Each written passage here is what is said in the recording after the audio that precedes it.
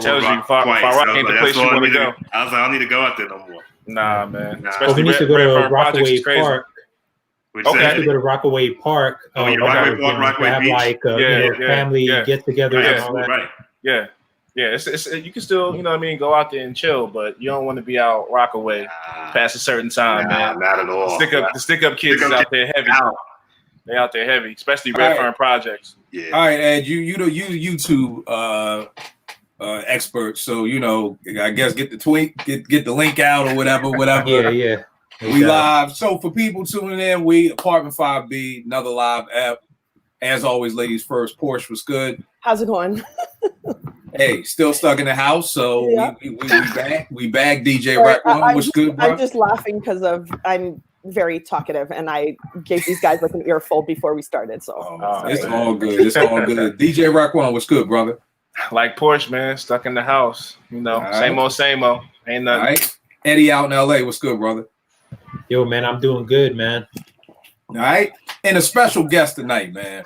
For everybody, this is my man, Kel Dogs. This is a dude I've known since 92. I don't even know how many years that is. Is that 30 years yet? I don't even know. 28. It's almost 28. 28 years I've known this man. Met him at Morgan, 92 freshman year.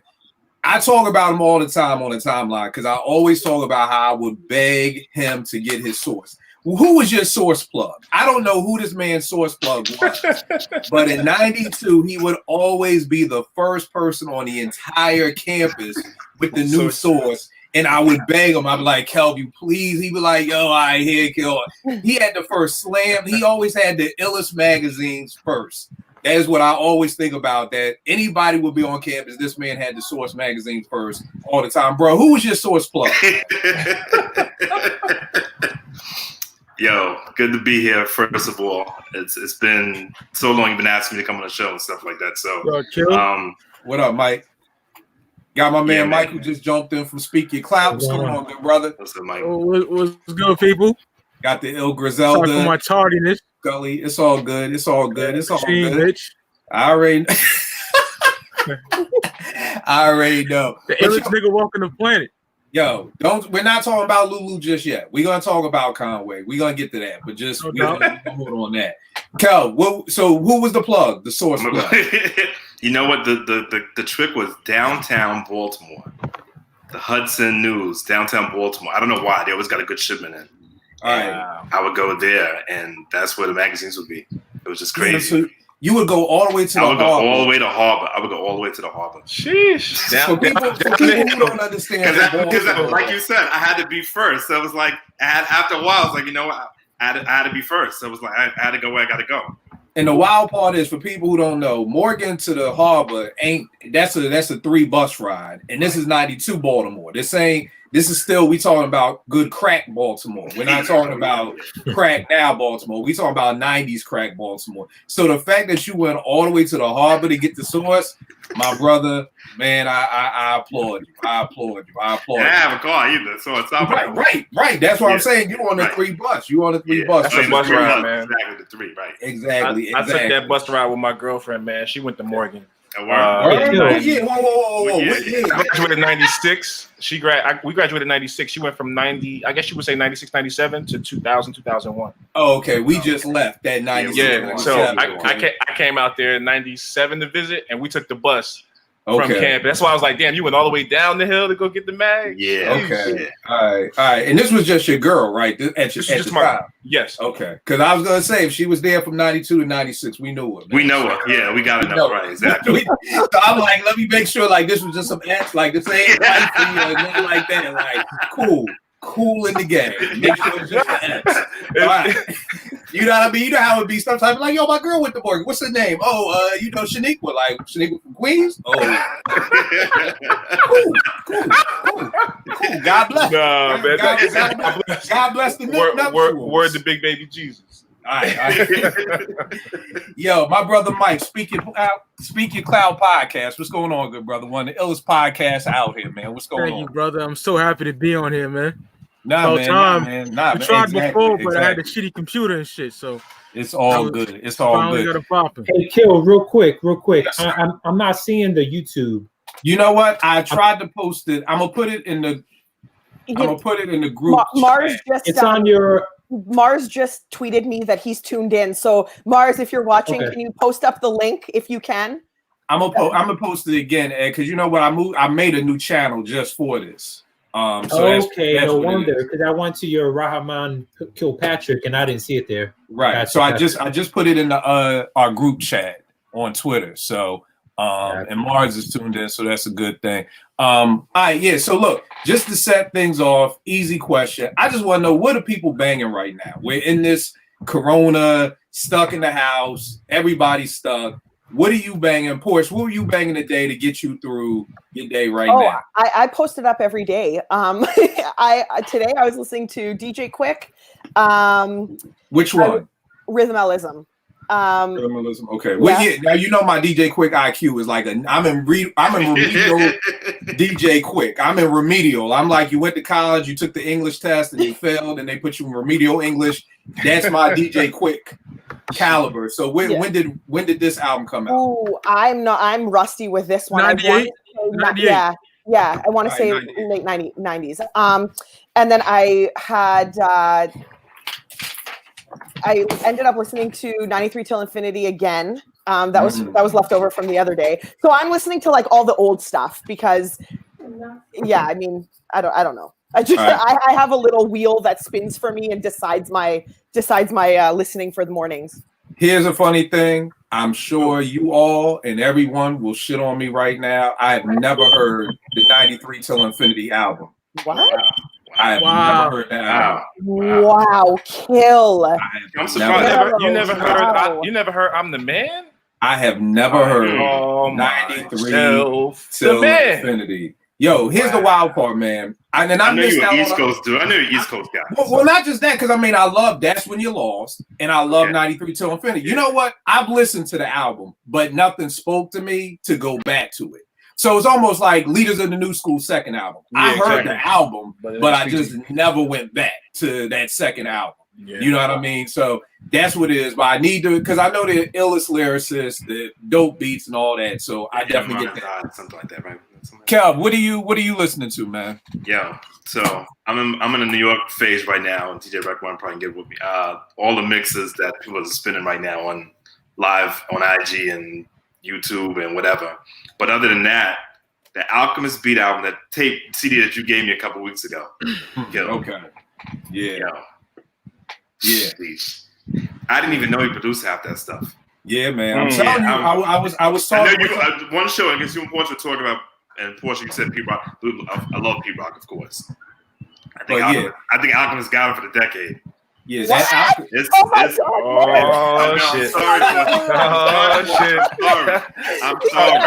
sorry.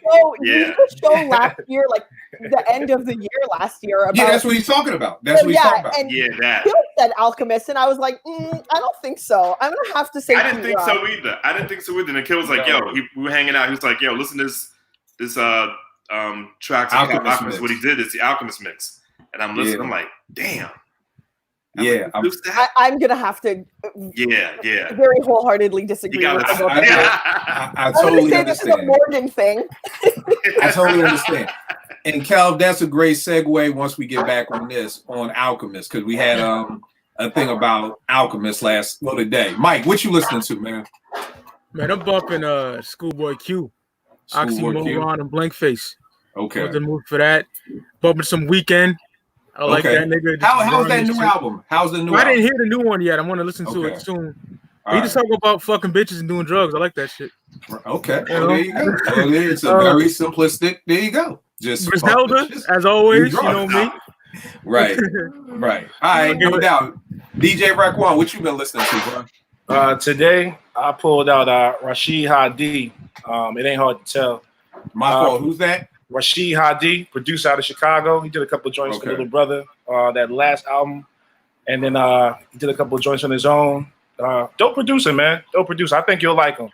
And then I was banging some jazz earlier because I was chopping up some samples, man. Some Harrington, Salvini, some Barney Kessel, man.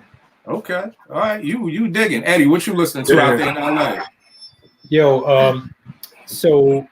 You know, Nick, he's always posting the One Gotta Go. So that inspired me to make a best of the '80s playlist. So I've been rocking with that. You know, some R&B and Rakim, some DDP. You know, Big Daddy Kane, all the old school. You know, so I've been just put it on shuffle and let it go. All right, that's what's up. Yo, Kel, Boston just jumped in and said, "What's up?" Boston. Yeah, we were going back. I've been arguing with him the last 2 weeks about Belichick and all, so I knew he was going to try to. Yeah, I feel him. And here's the thing, man. What I've been listening to, that new Childish Gambino album, man, I love it. I love it from beginning to end. It's different. It ain't hip hop. It ain't so. If you don't go into it, I don't even think he rhymes on it. So if you ain't messing with that, I mean, it's different. But it's different. But here's the thing. So last night, did any of y'all see Swiss Beats versus Timbaland? They were I posted the comments. Like, I missed it. Killed them. I saw pieces, but I missed it. I didn't see anything. Listen, these two need a reality show. They are so funny. I can't. No, I'm sorry. Like, I get the whole beat thing, but I was there for all the comedy. Like, Swiss can't figure out his Wi-Fi. Timbo's drinking his wine, not even in the screen. Swiss is confused. He thinks Timbo's out of here. He's trying to re-add him. Timbo's not even paying attention. Like, it was like a sitcom. I was dying of laughter. It was so funny. All right, no doubt. My man Kenneth Williams over here, he said he listened to Moni Love's album Down to Earth for the first time today. To be honest, I was disappointed in that album. I'm not going to hold y'all. After Ladies First with Moni Love, with that quick flow and her cameo on Buddy, especially after Buddy, I was like, yo, this Moni Love album going to be stupid. And it wasn't. That was crazy. Ladies First, right, exactly. Right, after that. But now, so somebody got at me today and was like, all right, Timbaland Timbaland and Swiss, but they was like, Kill, who would you really want to see? And I said, I want to see Alchemist versus Just Blaze. Just to see Alchemist just drag that nigga Just Blaze. Kill has a vendetta. I just want to see Just get dragged for a day at a time through Alchemist. What's up, Kel? I thought about you the other day because Just Blaze was, everybody's DJing on the IG and stuff, and Just Blaze was DJing, but people were commenting on his page and they were dissing him when he started talking. Yeah. Not when he was playing music, but when he was like off talking about different things and subjects and stuff. Like Eric Sermon had chimed in, they were like, "Just your beats are whack," or there's people that's clowning him. And I thought about you because I know about your comments and stuff like that. Yeah, and the great thing about me and Just is, at what point would Just Blaze play I Really Mean It during the battle? He need to set it off. Kenneth asks, what point would Just Blaze I Really Mean It during the battle? And I'm like, he needs to set the battle off with that. Here's my thing with Just. Well, Porsche, who do you think? Just the Alchemist in a beat battle? Oh, I think Alchemist for sure. I mean, I'm one that I like Just Blaze a lot. But I think just at the caliber that Alchemist is producing at right now, he's just going to take it. Like, it's just not. Yeah, I don't think it's even fair. I don't think it's fair, to be honest. Mike, what you think? Just the Alchemist. Uncle Al. I can't think of the last ill shit Just did. I think it was that West Side Gun and Con joint. And see, I didn't even like that joint. Like, when I heard they did something with Just, I was like ready for something. The Machine Gun Black. Yeah. I think the last thing I liked from Just was probably like the Rick Ross, Me and My Itches. That was the last joint. Just Blaze still looking at Kill Smoke. Kenneth, I'm gonna get into that, Kenneth. Rick, what about you? Alchemist or Just Blaze? Alan the Chemist, man. I just found out he did a joint. What's the two white cats out of Philly? Came out in the late 90s. Two white cats out of Philly? Yeah. They was on Ruckus. I forget their name. High and Mighty, right? Oh, you talking? Yeah. I just found out he did a joint for them that I had been searching for the past 20 years. I couldn't find the beat. I think I hit you about it. And later that night, I was digging. And I found it. And I was like, oh, shit. Alchemist produced it. Like, I did not know. Yo, I'm telling you, I'm gonna pull this up and put the link out. I got an Alchemist. God, what was the mix I gave Kel? Because Porsche, after we did that show, I made an Alchemist mix of everything he's done for the past decade. I want to say it's called Deal of the Decade or something like that. Yeah. And it's just all the Alchemist stuff. And everybody who's heard it, every single person has said, I didn't know Alchemist did this. Like, That's the thing. There's so many Alchemist beats that people have no idea that this dude did. Eddie, what do you have? Alchemist or Just Blaze in the battle? Yo, man, I got Alchemist. I mean, Just Blaze got bangers. Don't get me wrong, but I feel like Alchemist is so deep. I mean, not only his recent output that just kills anything Just did, but if you go back, I mean, a lot of people are not familiar. If you go way back, I mean, Alchemist was killing it even then. So, I mean, it ain't close to me. Now, the funny thing is, my man Kenneth brought up that me and Just got into it on Twitter, because what happened was, my man, I did a sample, I did a EP for my man Manhattan Mayor. And one of the samples I used, he hit me one day and was like, Shaw saw Just in the studio with Busta and they used the same sample. So I just tweeted out, no beef, no nothing, just like, yo, I know when people gonna hear this Busta joint, they gonna lose their mind, but just remember, you know, I used it first. It wasn't no shot or nothing like that. Just saw it and came back with, well, nah, my nigga, actually Buck Wild used that sample first, you know, not you or whatever like that. And I'm like, well, nigga, then you're biting Buck Wild again. You see what I'm saying? Because I didn't know Buck used the sample. So the fact that you knew he used the sample back then, and now you're using it again for Busta, my nigga, and then keep in mind, where's the joint at? Little Boy Blues. The joint he did for Public, for PSA for Jay-Z. Buck used that back on OC's first album. You see what I'm saying? So I'm like, yo, maybe your biggest song, which is Jay-Z's PSA, you bit that from Buck. So that's the second time, my nigga, you bit Buck.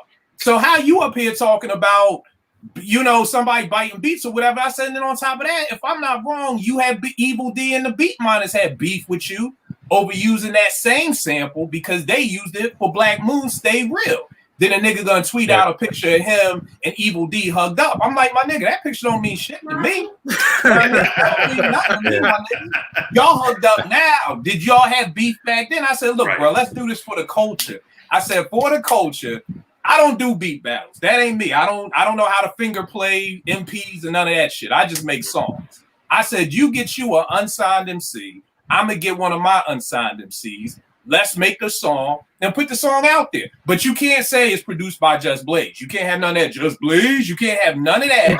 because the second somebody sees produced by Just Blaze, they're gonna be like, oh, he won. I don't even want to hear kill shit. I said, just put it out here like, yo, 2 unknown producers, 2 unknown MCs, put it out there and do it for the culture. I said that would be dope. Have a big name producer versus an unknown producer. Help put these MCs on. Nigga ain't want that right. You know what I mean? And I get it, because at the end of the day, even if he won, cool, he won. You know what I mean? Again, for me, it's for the culture. It's bigger than about who won or lost, but I get that he got more to lose. You know what I mean? If it comes out that, yo, this other dude. Yep. But here's the thing, yo, at the end of the day, if you got beats, you got beats. That's how I look at the game. You know what I mean? Like, there may be a day that I make a beat that could be better than a Pete Rock beat. It don't mean I'm better than Pete Rock. It just mean that today, this beat, I'll never forget, Bink lost a beat battle with Kanye's Devil in the New Dress. I think that's one of the craziest beats of the past 20 years. And he lost a beat battle with that beat. You know what I mean? So, but that's the Just stuff. Boston is saying I'm bugging, so I'm going to send him the mixtape that Alchemist could beat Just Blaze. And I think it's like Eddie said. What? Just has big records, and I think that's the thing. So when you think Just Blaze, you automatically go to Blueprint, you go to Girls, Girls, Girls, you go to Song Cry, you go to December 4th, you go to PSA, and it's like those 4 songs are bigger than anything. But you forget Alchemist did, Worst Comes to Worst with Dilated. Like, people who don't really know, like, the stuff he does for Dilated is stupid. The realness that he did for Mobb Deep back in 97 with G-Rap, oh my God. That was crazy. You have body that shit. Like, that was crazy. You talking about make it?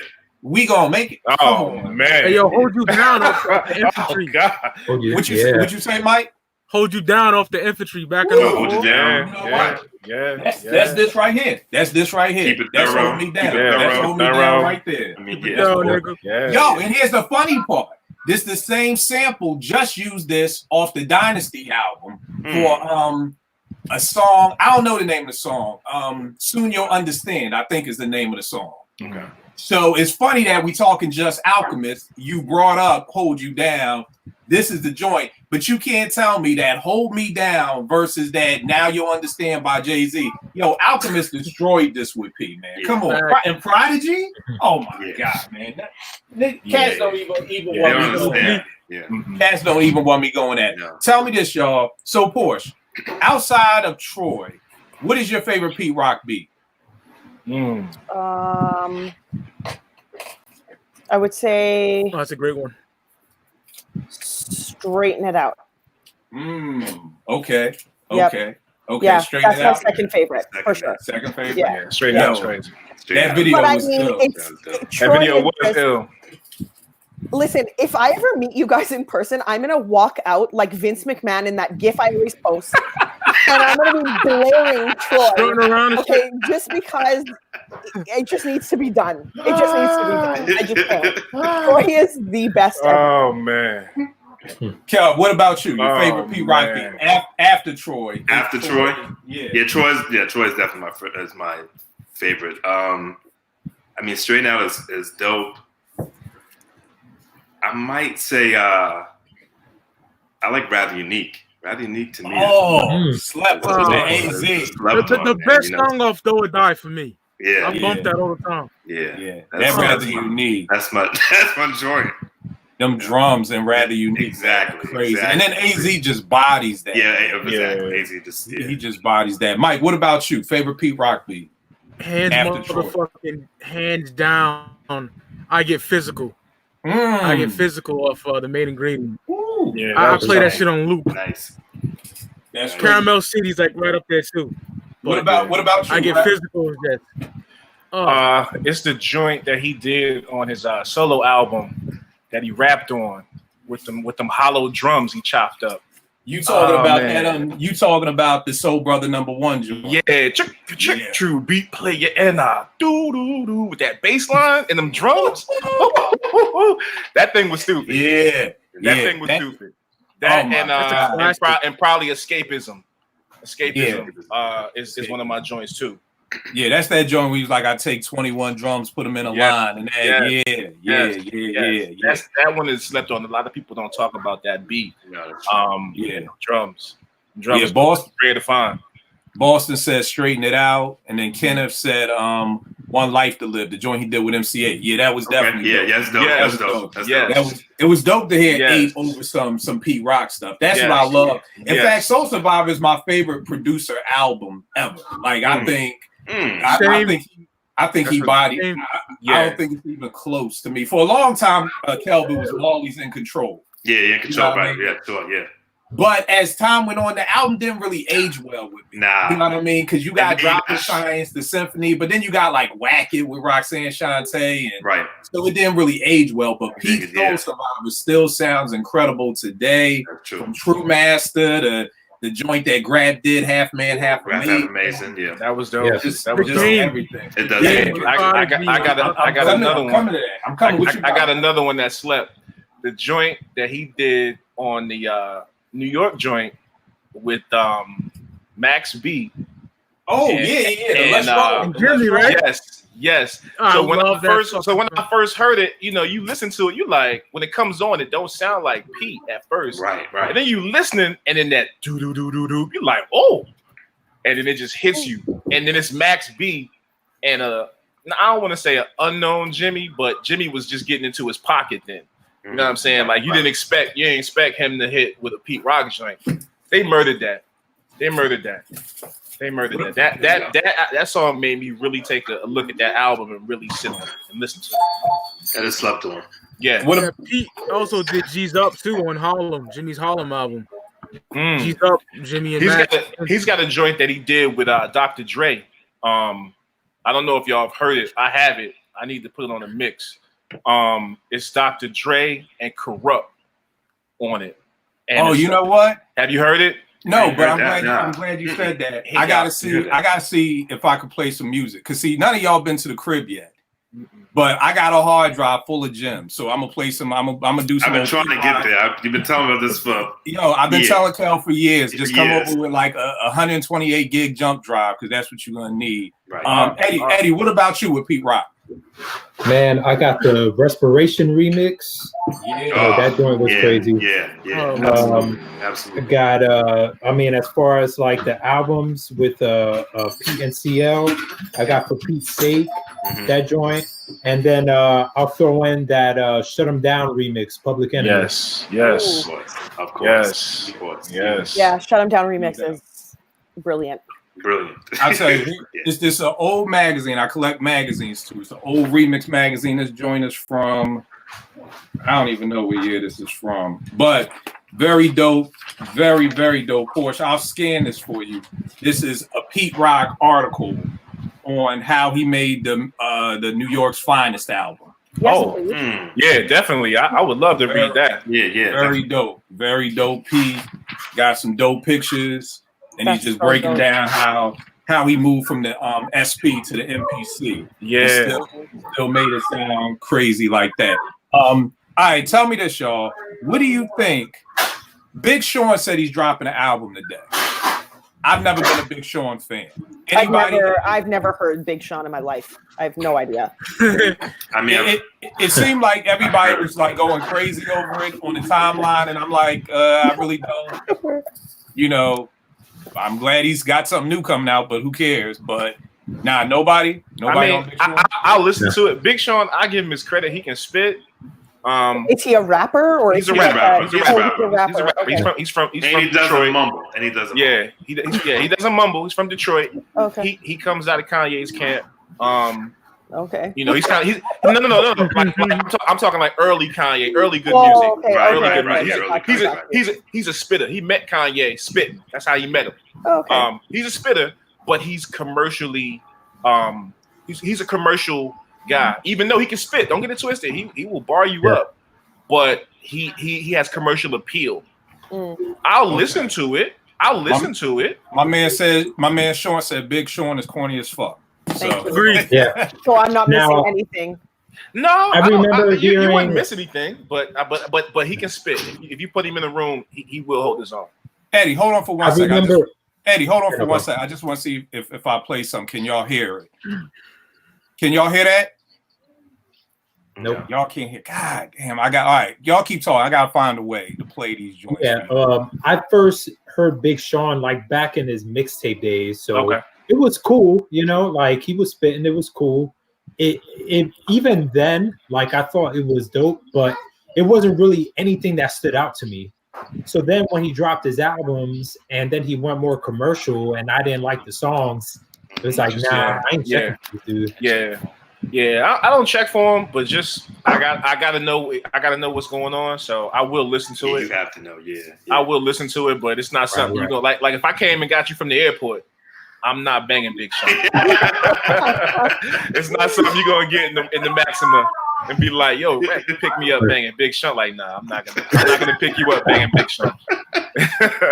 but I will listen to it. I have played it. I have listened to it. Yeah. So of course, you're not gonna listen to it, Porsche. Don't worry about it. All right. I know he's had a couple songs that I check for only because of the features. Yeah. You know, like if he had some dope features and a dope producer on it. But I'm definitely not checking for a Big Sean verse. Who produces for him? I think No ID. I don't know No ID. About this guy. I know No nothing ID. about this guy. His DJ is pretty dope. DJ, I think it's Mo B, or Mo Beats. His DJ is dope. His DJ is dope. Matter of fact, Eddie, he spins out in LA too. He's probably on the radio. His DJ is dope. That's what's up. But he's kind of one of those guys. Like he's not chasing producers. You know what I'm saying? Like. It might be somebody you've never heard of, and it'll be dope. So he's more one of those guys. I don't want to compare, but maybe like a 50 Cent, how 50 just goes and grabs whatever speaks to him. He's like that. Wasn't Control? Wasn't that a Big Sean song originally? Mm-hmm. But the funny thing is, no one ever associates Big Sean with it. It's a Kendrick song. Oh yeah. It basically is a Kendrick song. Yeah. And if people don't talk about Kendrick on it, they're talking about Jay Electronica on there. Yeah. Big Sean had a steady verse, but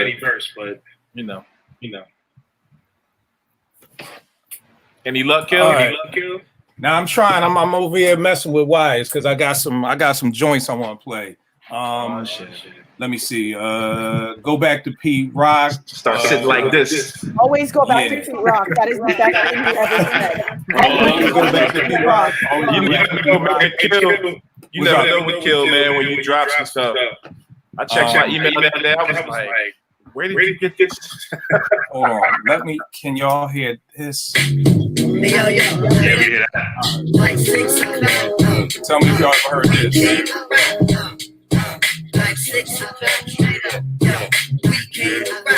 yo, so right now everybody about to see. You know what I'm saying? Everybody come down to the foot of the stage. I'm security right now. Yo, we about to get in this thing like this, yo. I stand at 6 feet high with no bitches. Realize me, no dream, here's the bitches. We're putting this down where it's supposed to be. Guys keep approaching me, but I ain't joking. That's tough. Look at my mug, there's no shitting. I keep a smile on to stop the tears from spitting. All of my niggas on the dance floor and mating. We always ass betting while we keep the girls shaking, but the mind is motivating towards a positive plan. Everybody across the land is recognizing it. Just saying tip is just enough for me too, you know? Yeah. Dress me down, you stiff and hard rock. Constantly you coming back for the good shit. The shit can put you inside your ride to move with. Now everybody come, but you stuck in the sun. Pull your fruits out the same tank jack. Keep up, pay attention and fair. With the fair, individual, truly unique for instrumentals. The abstract is the same, we influential. The nucleus of B-boy is inside the mental. So Crazy. What's that from? Ooh, man, yo. Yeah, Q-Tip was in bag, man. Floating around. This was when I was still up at 88.9. Yeah. This is probably 90. This is probably 96, 97-ish. Damn. Right after the Beach Rhymes and Light Drop. Yeah. And this was like Tip solo.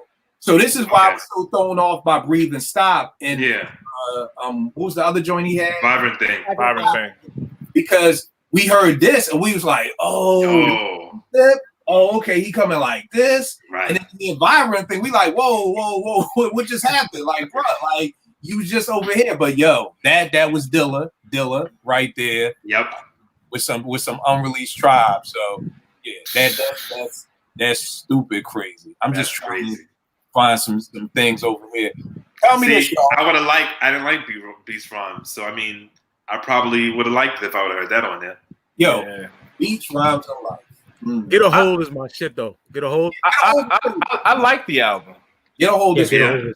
You know what my problem with the album? I felt like it was very calculated. And what I mean by that is that when I heard Once Again, I was like, yo, y'all are trying to do Check the Brown part. Check the Brown. Award tour. Right. It's very similar to me with the Roots did with Break You Off. It was like, y'all trying to do another You Got Me. Like, I feel like Tribe and the Roots for me have walked the same line for me. Like, that's a good point. Came out, I was like, yo, these dudes are cool. They're cool. Yeah. You know, same thing with Do You Want More came out. I was like, they cool, you know. But then when Low End and Illadelph came out, that's when I was like, yo, I'm rocking one. Yes, exactly. Exactly. And it's like, well, how can you top that? And then the Roots come out with Midnight Marauders. Midnight Marauders, right. Things fall apart. And I'm like, yo, you know what I mean? And then the wild part too is both of the second MC, Malik B and Fife, stepped up big time from the first album to the second album. Yeah. So they've always kind of like walked this like line. Very similar. Yeah, very similar line with each other. But let me okay, Lord 3A.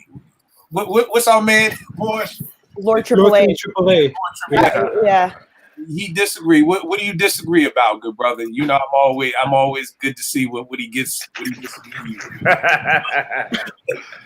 But all right, so back. He's very good at starting conversations and dialogue. That's for sure. That is very good. All right, so Pete, tell me this, and Porsche, I know you'll bow out of this probably.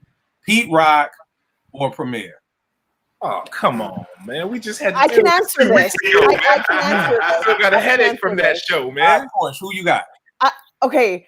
They're shared number one spot for me. Everyone knows that. I cheat in these rankings. I know, I get it. I don't separate these two, but gun to my head, I pick Premier only because of range.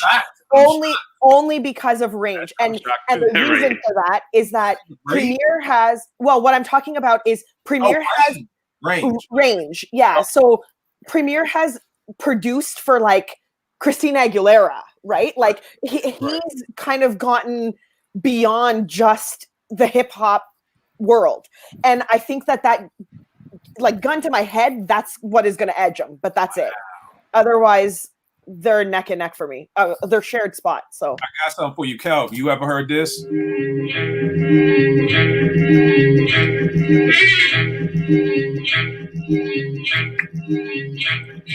I live on the corner selling bootleg tapes. Rappers collect breaks so that I make tapes. I don't give a fuck about king or biz. Finally, somebody beats the wins, and that somebody is me. Catch me round 3, I'll be busy as a motherfucking bee. Call 5 and let them know I'm selling bootleg tapes, and they'll say, so my brothers and rappers gonna have to keep coming up with some rap. Rock's face is amazing right now. He's like, Watch, bro. I'm trying to take it in. I like the process, Rock. It's Large Pro? Large Pro, Main Source started working on their second album before they broke up. Got some of that. I ain't never heard that either. Yeah, that's crazy. That's crazy. That's crazy. Tell Peter Primo, what you got? Love Pete, but it's Preem. It's Preem for me. Yeah, it's Preem all day. I mean, I love Pete, but I think too it's part the artists that they work with too. As far as I like the artists that Pete worked with, but Preem, MOP, J. Rue. I mean, it just seemed more in my lane. I think is what I like, and I like just I still like scratching and records and stuff like that. So I'm kind of biased in that way too. All right, no doubt. Mike, what you got? Peter Preem. Overall, Primo all day, man. He's my favorite producer of all time, but Pete is right up there as well.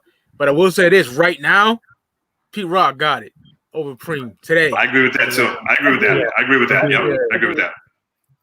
Yeah, I agree. Rack, who you got? I'm going with the birthday twin, man. Primo. Primo. Any specific reason? Kelv hit the nail on the head, man. Him at Porsche, I think range, and just, it's like when I said the last time, if you can take Group Home and make them cats make that album.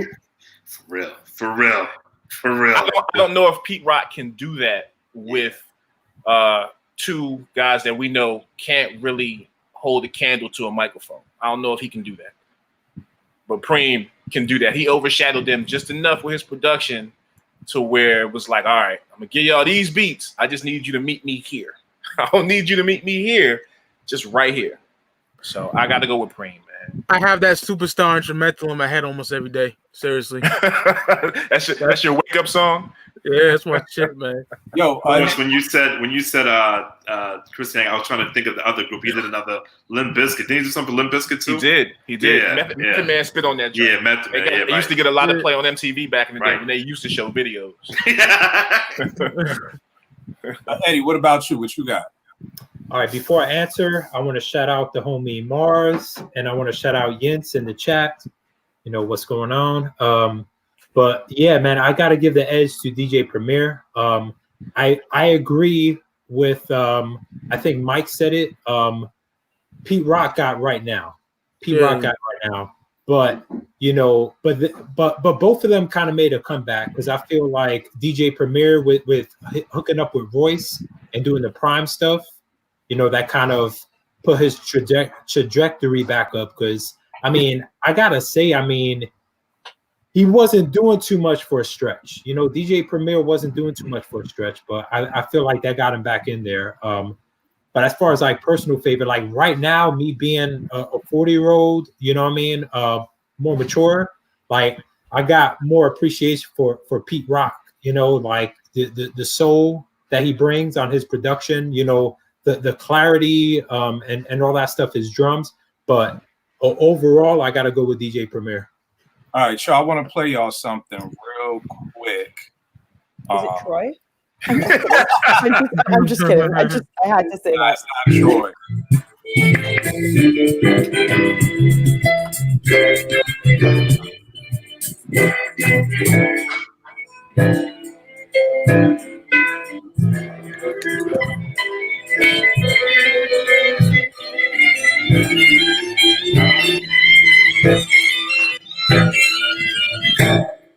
Y'all know what that was?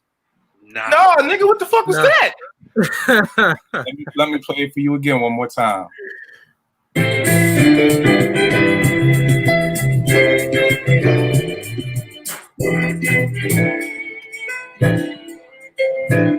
Oh, I know what it is. I heard it. I heard it. I know what it Sounds is. familiar as fuck. I heard it. I know exactly what that is. God damn. My OG, Kelvin knows him, a kid called Roots. He's Damn. That's what he Queens. shot? He's from Queens. Yeah, Roots from Queens. He's And Somers. on 88.9 called Milk Crate. Yep. Milk Crate. Oh, What we do is we will play the original sample and then play who sampled. Right. Anytime, the only person at the time who you couldn't do that with was Premier. Because Premier would use something and I'd play it 3 or 4 times and people be like, I still don't hear it. As much as and this is weird to me when you come down, it's like a race. It's like a photo finish. You know, it's like you gotta kind of start nitpicking when you're talking about who's the best, in my opinion. Yeah. With Pete, if I play you Troy, you're gonna hear Troy. Yeah. Oh yeah. Oh, I didn't hear it. What did he do? Da da da da. You know, it's gonna be that. I'm gonna play you what that was. Damn. That's crazy. That's crazy. That's crazy. That's what that is. All I'm gonna say, this is all I'm gonna say, Kill. It's 2. Yes. Second album. Second album. Still for real. I gave you power. Wow. He only He's playing the part again. I didn't hear. I still don't hear it. It's at the back end. So it's at the 4 on like the last one. Listen to hear it. That's it. Wow. Oh, it is right there. Wow. Yeah. Wow. Man. I think that's why DJ Premier was so adamant about the whole snitching on samples. You know what I mean? Right. Yeah. That's an art, man, to be able to hear It is an art. what you hear and turn it into that. Yep. Oh, You know? yeah. It's Like, and that's this Jamal album. Jamal. That's this joint. This album actually has so many bangers on it. It's stupid. Like Crazy Kill. You say that. I love that album, and I've never heard that piece. I don't think I've ever sat to listen to it. This is the craziest thing about Premier, and you can you'll have he just hears something that You don't hear. doesn't. You don't hear. I would never hear that piece. Mm-mm. Never in a million years to then be able to go cook that up for Nas, and it's like that's the edge that that Preem has over Pete. Right. Not to say that Pete can't do that, Right. but when you got joints like that, and then you got, we could be here for days. Oh yeah. Going into samples and everything like that.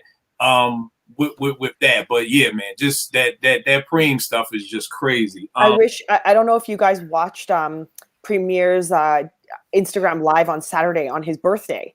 He was, oh my God. He was killing it. He was going in. Killing it. He was going in. It was going in. unreal. Yeah. I missed the joint that you tweeted out, Porsche. I missed it. Oh, I missed the unreleased joint. Oh yeah, I recorded it. I screen recorded it, so Oh. I just got to find it in my 10,000 screen recordings of that session. Okay. And then I'll send it to you. Thank you very much, sis. I appreciate it. We could go back and forth. You know what we're gonna do? I'm gonna play some joints and y'all tell me what Okay, Ed, what you got over there? on a Pete tip. Tell me that. So we got this. Yes, sir. Hello, Jibba, Jabba.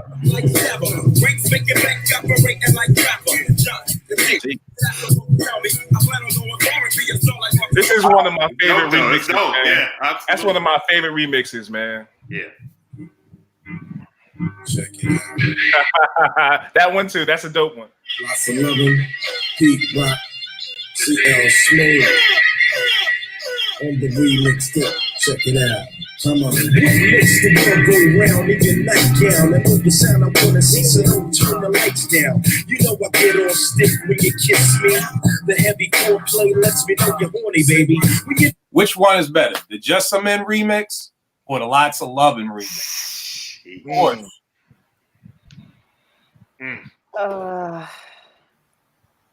Lots of loving. Lots of Lovin'. All right, what you got? I got Just a Man because I like the Lots of Lovin' originals. It's so dope to me. I got Just a Man as a better remix. What you got, Mike? Lots of loving, man. CL sounds so fucking smooth on that shit. Yes. No point intended. You know what I mean? I know. What about you, Brett? I'm going with Lots of Lovin' just because the total difference in the song. You know what I'm saying? Like the Just a Man, you expect Dots to do that, but that beat, he flipped that whole shit. He flipped the whole feel of it. So I'm going with that. And what about you, Eddie? Yeah, I'm going with Lots of Lovin', man. It just had that bounce, man. It's just dope. Yeah. Yo, it's crazy. I'm with Lots of Lovin' because here's the thing. I'm the opposite of Kelp. I hated the original one. Oh, word! Wow.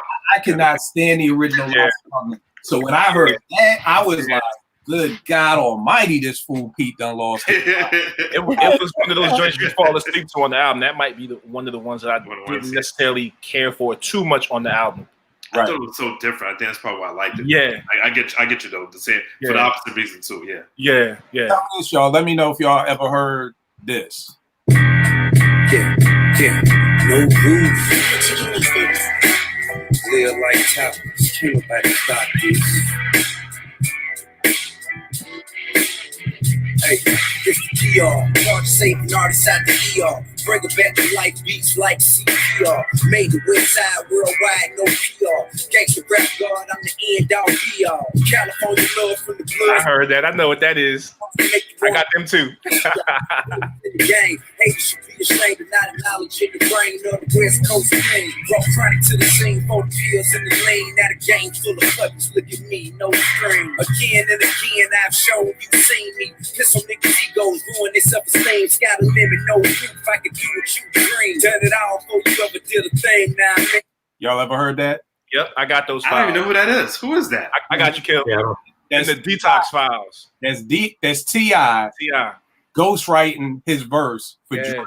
Yeah, it's a couple for who? Dr. Dre. Those are Detox Oh, Files. wow. Oh yeah. I got a couple of those, man. Look, But hold that tight, album. woo. but hold tight, right? I got something I want Calv to hear because I know he'll appreciate this. Paid to run the city now. Your skin's a traveling bag of your existence. Your scab of mine listening. Vivid on my skin, how many continents I visited. You can journey with me to different places by listening. Shit going Let's go. got it covered with the slug and knuckling. However you want it, I love it. A hustler's wit, the grit, the grind. My genetic code makeup, murder by design. On Mayan calendar time with night meets day. I'm in the light gray Bugatti like a high-speed chase. Adrenaline like God in a jumping rope in place. Muhammad Ali hobby, no Pilates trying to keep the ocean by me. The rich man's wife, see what the toes could buy me. Looking forward, but it's nice to see the road behind me. Hotels a 7-star, but gets flowing. Keep your lid jet dog, the private jet blowing topless. Yo, nah. Man, man. Were you mad when you got those files killed? Were you Man. mad? I was mad. Were you mad when you got those files killed? I was mad. I mean, So that's an unreleased Nas verse? yeah, that's an unreleased Nas was gonna be on. How the hell? There's a couple of files running around. I forget the DJ, but he has a couple of mixtapes worth of Detox Files. What? And what would you say? Kill 80% of them are fire? Yeah, I mean, Detox was gonna be crazy, man. It was. So It was gonna be. why can't this album come? What? I don't even know what to say. I mean, I'm like, what's going on? what is going on? Why can't we hear this? No, I have no idea why this stuff can't come out. Oh my! I don't know. Even Luda got a banging verse on that. It was funny. It was funny. Now, my question is, why wasn't there anything like that on the Firm album? I ain't gonna lie. I like some joints on that album. It ain't perfect by any means, but Lord Triple A said, Affirmative action and why don't Nas rhyme like this no more? yeah. I don't know. You know what I think it is? I think it comes to a point where you, as an artist, you have to. Because I posted something that Dre 3000 had said about not wanting to rhyme because he feels like, I'm old, I'm not really in anymore, and kind of just to the extent of like my heart ain't in it. And I'm like, well, if your heart ain't in it, then don't do it. And don't do You it. know what I mean? I think for a lot of these MCs, it's kind of like, I don't think their heart really is in it like that, or they have to be pushed to be motivated. Like Dre said, the only reason he came out with Compton was because they were shooting the NWA movie. Mm. So he was like reliving all them studio sessions and reliving those times kind of gave him the artistic oomph to be like, yo, let's go. And I don't think a lot of these MCs get that. So I don't know if Nas really has anything to kind of like push him. You know what I mean? Like, I feel like Jay came on his Jay Elect joint correct because it was like, yo, I'm rhyming with Jay Electronica. Like, I can't come lazy. I don't know, like, what is going to push Nas. What's going to push Nas, yeah. We've already christened him. Some people have already christened him the greatest MC ever. Right. No matter how many duds he puts out. But here's the thing. I don't think anything will push Nas because he has Illmatic. Illmatic is his Achilles heel, and it's also his Trojan horse. Like, it's the weirdest phenomenon ever to me because he's sitting here. I'm sure. I mean, I'm not Nas, and I've never talked to the guy in my life, but like, if I was going to make an educated guess, like, he's probably thinking, look, no matter what I put out, they're going to say my beat picking is trash. No matter what I do album-wise, it's never going to compare to Illmatic. It'll always be compared to Illmatic, and it'll never stand up to that. What is he going to do? Like, he just doesn't. I don't think he has it in him anymore because of that. I think it's just deflated his momentum. Yeah, I mean, I feel like it's the fans' fault. I really feel like it's the fans in this situation because, honestly, Nas isn't that bad at beat picking. I don't know why everyone jumps on that. Like, they just won't let it go, and it's not that bad. It's really not that bad. Of course, remember, it's not that bad. Yeah, but here's the thing. When I say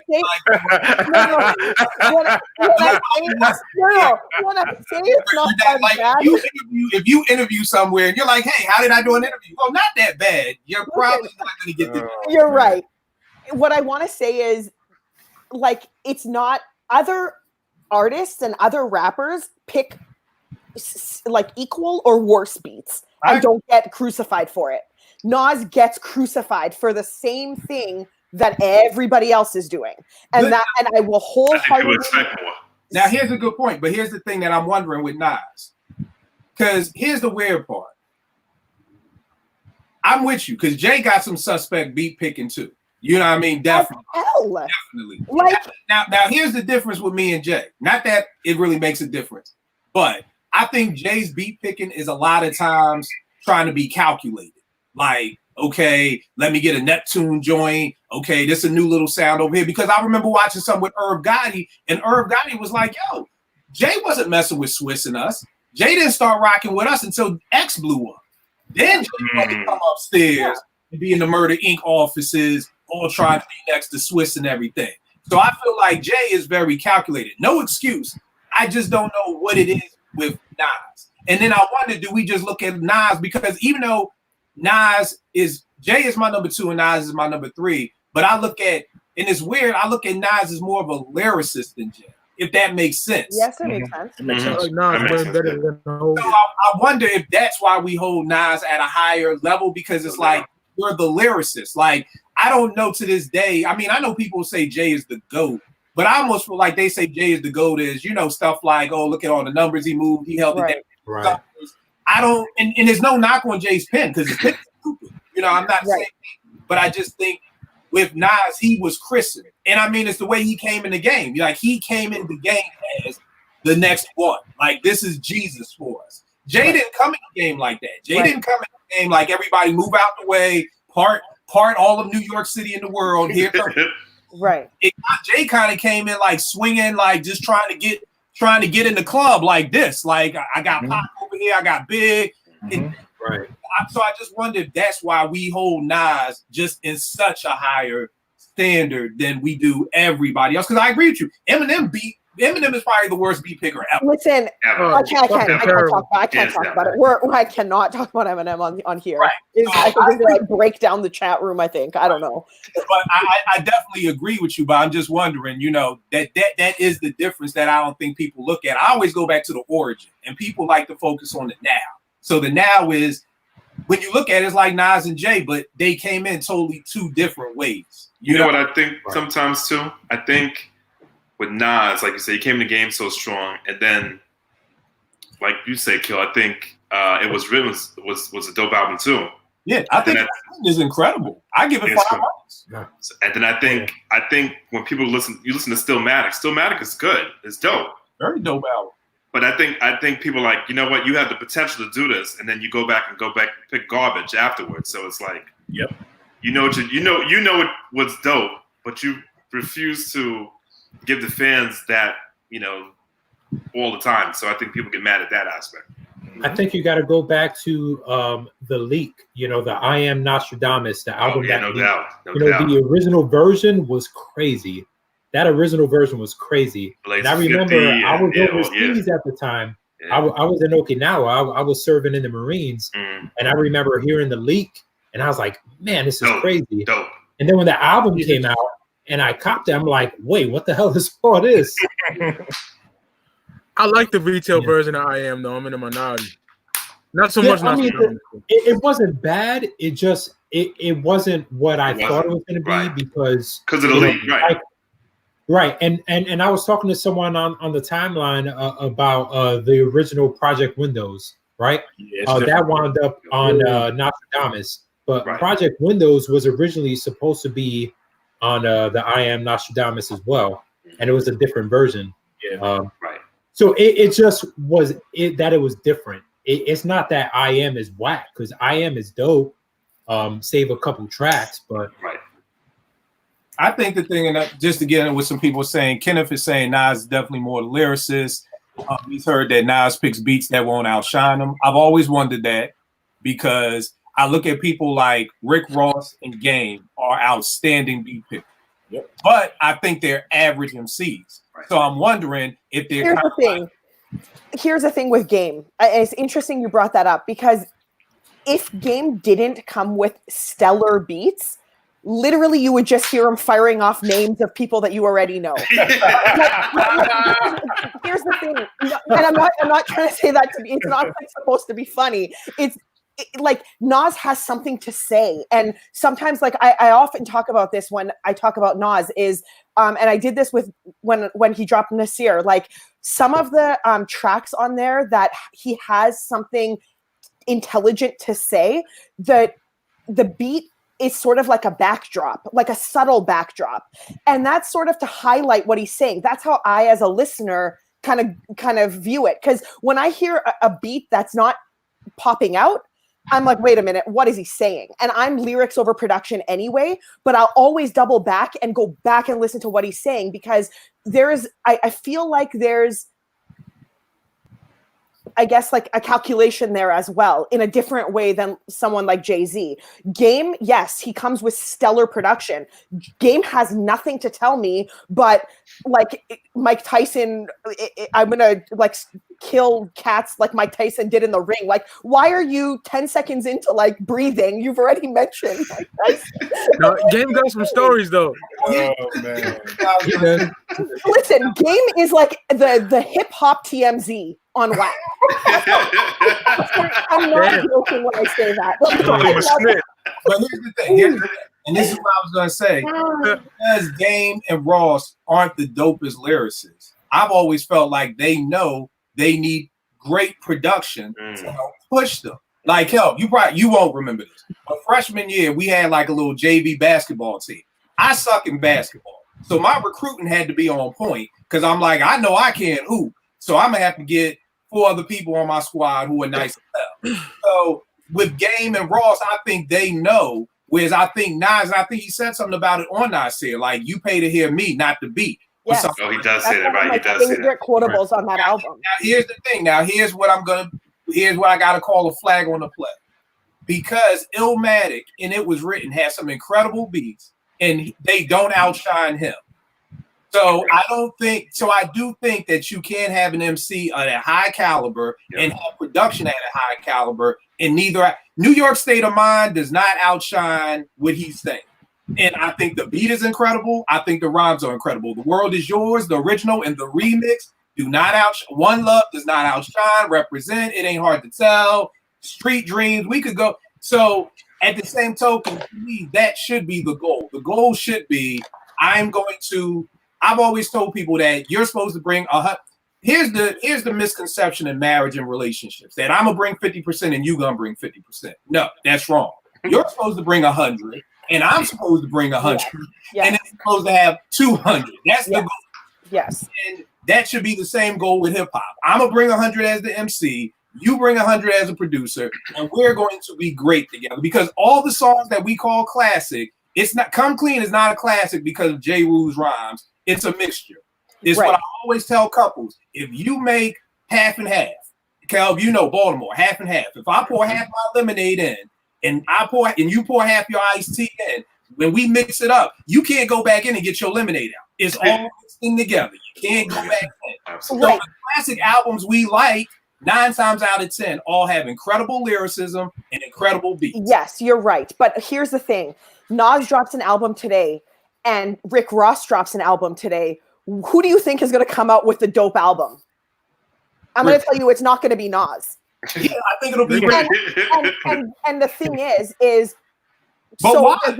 Exactly. That's my question. So Nas is going to come with better lyricism. Ross is going to come with better production, and he's still going to have a doper album. Why? So are people just weighing in more on the production side?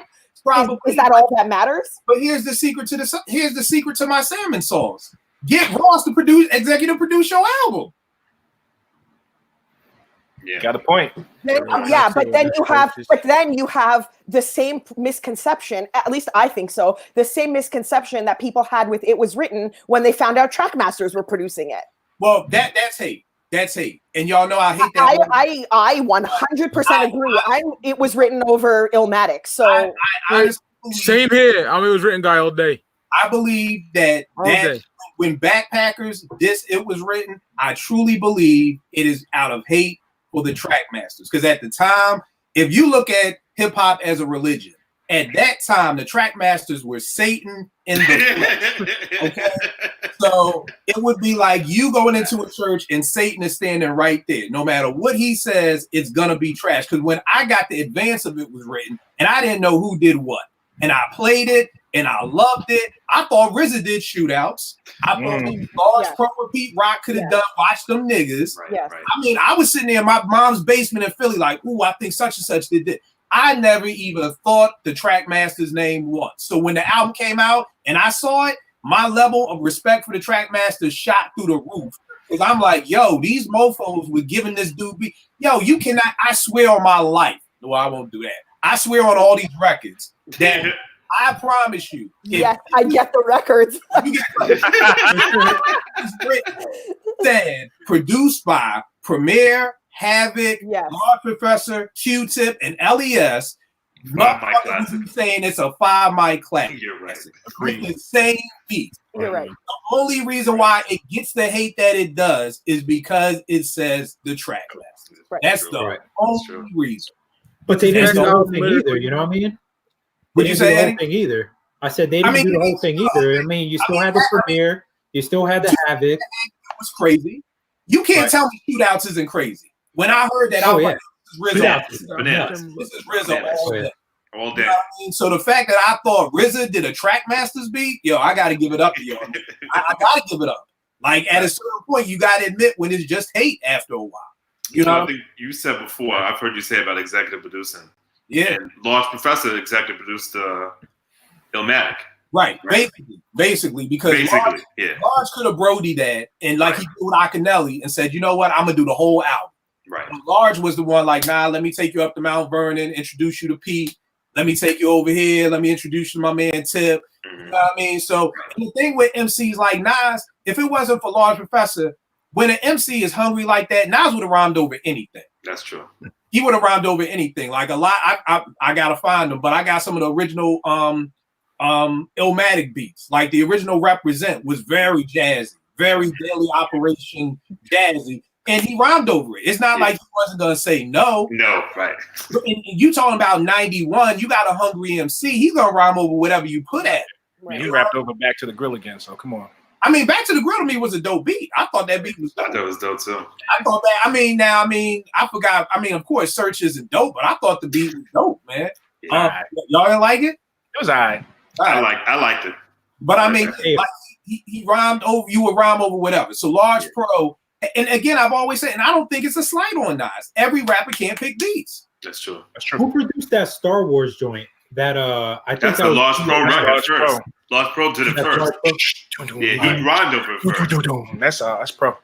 Yeah. Yeah, so I mean, I just think at the end of the day, you know, he Like, made I've gotten into discussions because I think that Jay-Z pairing with the Neptunes is a bad combination, except for Allure. Well, here's the thing with that, and again, it goes back, and this was what people were saying about Swiss versus Timbo. Some people on my TL was like, Swiss don't make my top 100, and other people like Swiss in my top 10. And I'm like, at the end of the day, it really is about what your ear likes, because Swiss is really about club bangers. Right. You know what I mean? So the thing is if you were a club dude and you was in the tunnel in 97 to like 2, you know, then you probably love Swiss. Why? Because if you've been I've been in the club and not liked the song and left the club loving the song because of the environment of the club. So if you're at the tunnel every night and you're hearing Money Cash Hoes every night and seeing women go crazy and seeing, you know, cats pouring liquor everywhere, you probably love Money Cash Hoes. So That shit go hard. yeah, I mean, you see Mike is falling. Mike is falling. He's got some power. You know what joint did that to me too? Is that Super Thug? The new Man, That would that was crazy. Hell yeah. I'll play Super Thug That shit go 3 hard, times. yes, I mean, I'm sure.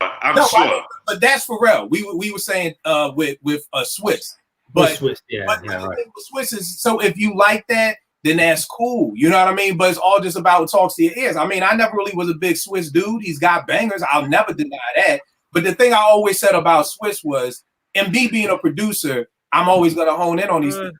Swiss can't never blow nobody big up. I mean, somebody who's not big, he can't bring them along. Like, he can give Jay-Z a banger. He'll give T.I. a banger. If you're already a known artist, Right. got you. But he can't take an unknown artist and really make them somebody. Like, Cassidy should have been better than what Cassidy was. Yeah. Oh, that disappointed me so bad, Kill. You know, bruh, let me explain. No, that's it, man. That's it, man. This is my young boy. Cassidy grew up across the street from me. If you open my mother's door and look out, you see his house. This is my young boy. He used to come to my crib and get beat. I was telling everybody, yo, my man Cass is about to come out. He's going to kill the game. And all my New York niggas like, I bet. Then he drops Hotel. I'm explaining to you how people was calling me like, oh, this your man? This your man with R. Kelly looking like the damn Batman and Robin in the video with a mask? You know? And I was like, it's cool, y'all. Wait for the second single. The second single is going to be Street. And then you got Gets No Better with Mashonda. I was like, you know, and then So whack. It took them all the way to the second album to finally get I'm a Hustler. You know, which in the second Cassidy album is not bad, but Porsche, we all know what I'm not bad means. So, you know, but that AM to the PM though, that's hard. It was hard. I mean, it's some heat on there, but it was too late because now you're already known as the hook guy. You know what I mean? So, you know, and then around that time, the YouTube was jumping off with all his freestyle. So, you know, cats who Doug kind of knew. But, and that's a show we're going to do too, y'all, about, I don't even want to say it because somebody going to bite my shit. So I'll say we off camera about the next show we're going to do. But, all right, so boom. Now, so M is worse than Nas. Porsche, tell me this. You're executive producer Nas's next album. Who do you get him in the studio with? Well, you know what I'm going to say. Well, my top three. Pete Rock, Premier, and Large Pro. I mean. Oh, you really, I'm with Pete Rock. But I gotta stop with Premier Large Pro. Why? Because I haven't heard. You know what it is? I just feel like that's like just the go-to answer. Like, but no, it's not. I'm actually basing this on stuff that I hear them do daily on Instagram. See, they're putting out stuff all the time, and I wouldn't mind Nas with Knots actually. Yeah, I can see. Yeah, like these are producers that are putting out. Like, I love the things that they're putting out. On their Instagrams, but then when albums drop, I'm like, Lord, where is that stuff? But and you said this before too. But that's the problem. Like, I haven't heard anything from Premier since the Prime album, and that Prime album had to be at least 6 years ago. The first 2014. Right. 2014. And the thing with Prime is there's an asterisk on that because he's sampling. What's his name, Rec? It's Adrian Young. Adrian Young. Let me explain something to y'all at home who may be watching about Adrian Young. Adrian Young's discography is so beautiful. a dog could come, Boots could come in my studio. Seriously, like Adrian Young's his discography of music is so, and to have access to all of his music, it's a cheat code. It was a cheat code. You know, yes. And for me, that's why the second prime, that's why I told everybody like Primo back. I'm like, just wait, just let's give him a minute, because if this second prime is good, because they didn't use him. I think they used somebody out of Philly called Ant-Man Wonders. This guy, the second prime album to me wasn't nowhere near the first. Right. So I loved it though. I still loved it. I think another thing with that second album, it was too many songs. It was like 18 songs. Like I like the first prime, it was 9 songs. Then they came back with like the deluxe version with like 3 extra songs. Like, and that was dope. I just think I don't think any album, in my opinion, should have over 12 songs. I think after 12, I get bored. I don't want no skits. I like hitting play and just hearing the beat. I don't want to hear nobody talk. I don't want to hear a skit. I don't want to hear a phone call. I don't want to hear anything. I just want to hit play and hear drum and hear raps. That's all I want to do. But hey, Kill. So Lord Triple A is asking about one of the best yet. What do you think about his production on that one? One of the best yet. It was good. It was good. The new Gangstar. It was good. It was good. Like I mean, this is the thing. Like I'm basing my choices for Nas based on the joint Pete Rock did with Sky Zoo. Mm-hmm. I'm basing it on the stuff that Premier did on that album that he just dropped, the newest one. Not just based on everything he's done, like just in general. And Large Pro, because I know Large Pro still has it. I mean, and that's where I switched Large Pro with Alchemist. Large Pro still has it. I haven't heard.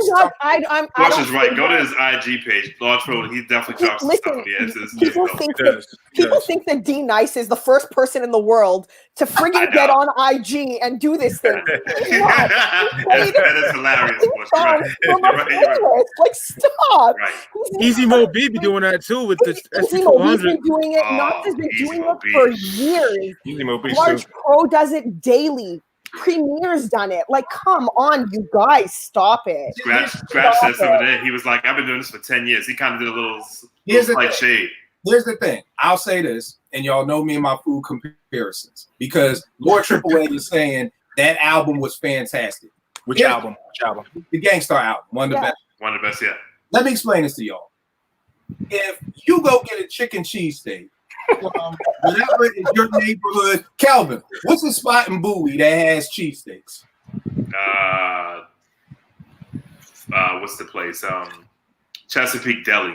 Chesapeake Deli. You go to Chesapeake Deli, you get a chicken cheesesteak. You call me. All right, it's poor. Well, see, you've been to Philly. You've been to Philly with me.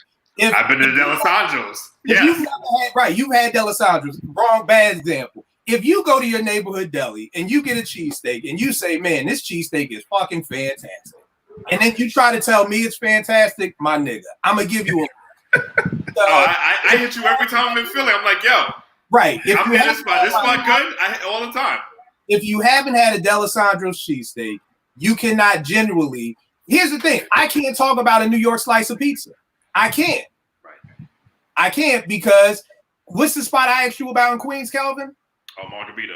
Margarita pizza, yeah. Farrell Monch got on Instagram and said, this spot is the greatest pizza spot in the whole world. And I've been around the planet twice. This spot in Queens has the dopest pizza. I said, Kelv, is this spot dope? He said, hell yeah, I just ordered from there. So this is the thing. It's fantastic to you, Lord Triple A. It's not fantastic to me. I'm a different breed. I come up under a different, it's just we come from different cloths. And that's not a diss to anybody, because I'm sure there's other people who think that Gangstar album was fantastic. My challenge is, when is the last time you've listened to it? Because if it's that fantastic, it should stay in rotation somehow, some way.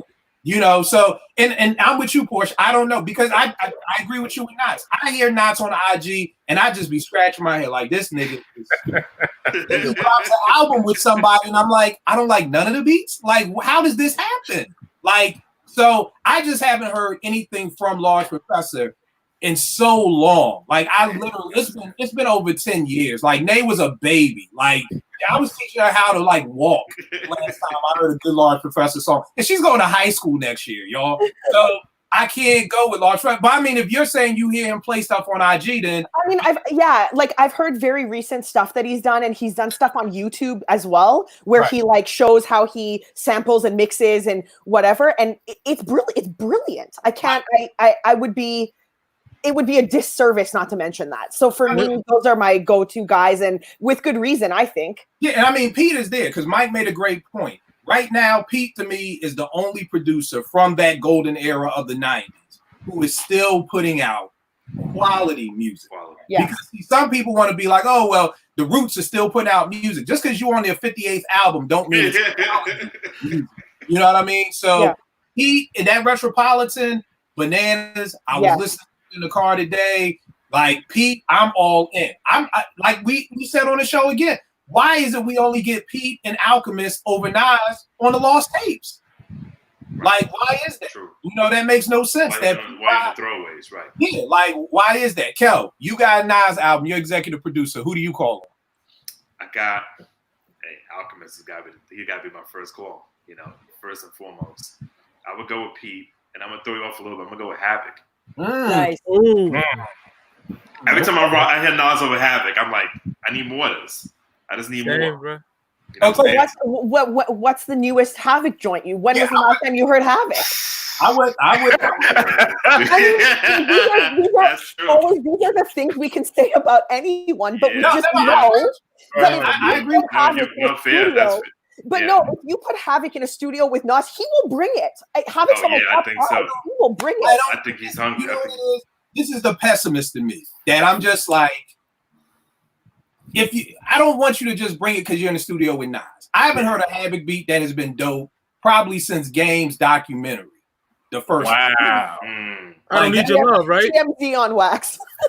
You didn't like the Like, that was the last time I heard a Havoc. I mean, the joint he did for Jadakiss, he did Y. I don't know which came first, Y or that. But when I think of Havoc, again, and I think it's some of the things like you put yourself on something happened with Havoc, and I don't know what happened.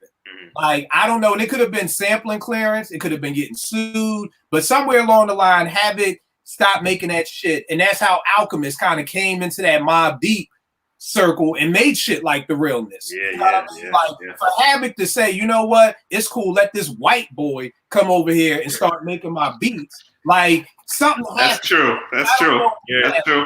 Because when you think of Mobb Deep, you think of Havoc's production and him and Prodigy rapping. Yes. To have another person come in, that would almost be like if Pete Rock said, you know what, I'm going to let an unknown producer, because Alchemist was kind of unknown at that time. Pete Rock, I'm going to let you come over here and produce me and CL. Like, that's almost how it was. So something happened with Havoc, and I don't know what it is. Like I said, maybe it was the sampling clearance. Like, that's what happened with Dre. Dre stopped sampling because he was like, I'm sick of getting hit with these lawsuits all the time. But something happened. Large Kill, how about Large Pro and nobody else? No, thank you, Lord AAA. Lord AAA told me to listen to Mega Philosophy. No, thank you, Lord AAA. That's not happening. We just talked about that. Lord AAA didn't see that. I apologize. Lord AAA. And I like the Mega Philosophy album. I said it's like tomatoes to me. I don't like tomatoes. It doesn't, and people will be like, well, did you hear Mega Philosophy? But did you hear this? Did you hear? Let me explain something to y'all. If I put a tomato on a double cheeseburger, I still don't like it. If I put it on a chicken cheesesteak, I don't like it. If I put it on a turkey sub, I don't like it. I don't like tomatoes. They're good for you. I am sure tomatoes help you. With the coronavirus, I just don't like tomatoes. He does not speak to me. I don't like his flow. And that's just it. There's no, you can't sell me on a tomato. You can't. Mike, your A&R and Nas's new album, who gets in there? First of all, three producers. I'm gonna make Nas star for 30 days. I'm gonna send him back to Queensbridge. Ooh, him and Jungle go to Queensbridge. You know what I mean? I like. And then I like that. I'm gonna get Derringer. Ooh, okay. Alchemist and Pete. Yeah, Pete Rock. Okay. Mike's trying to get Nas recruited by Griselda. This isn't fair. I'm gonna send in Large Pro and interrupt all that.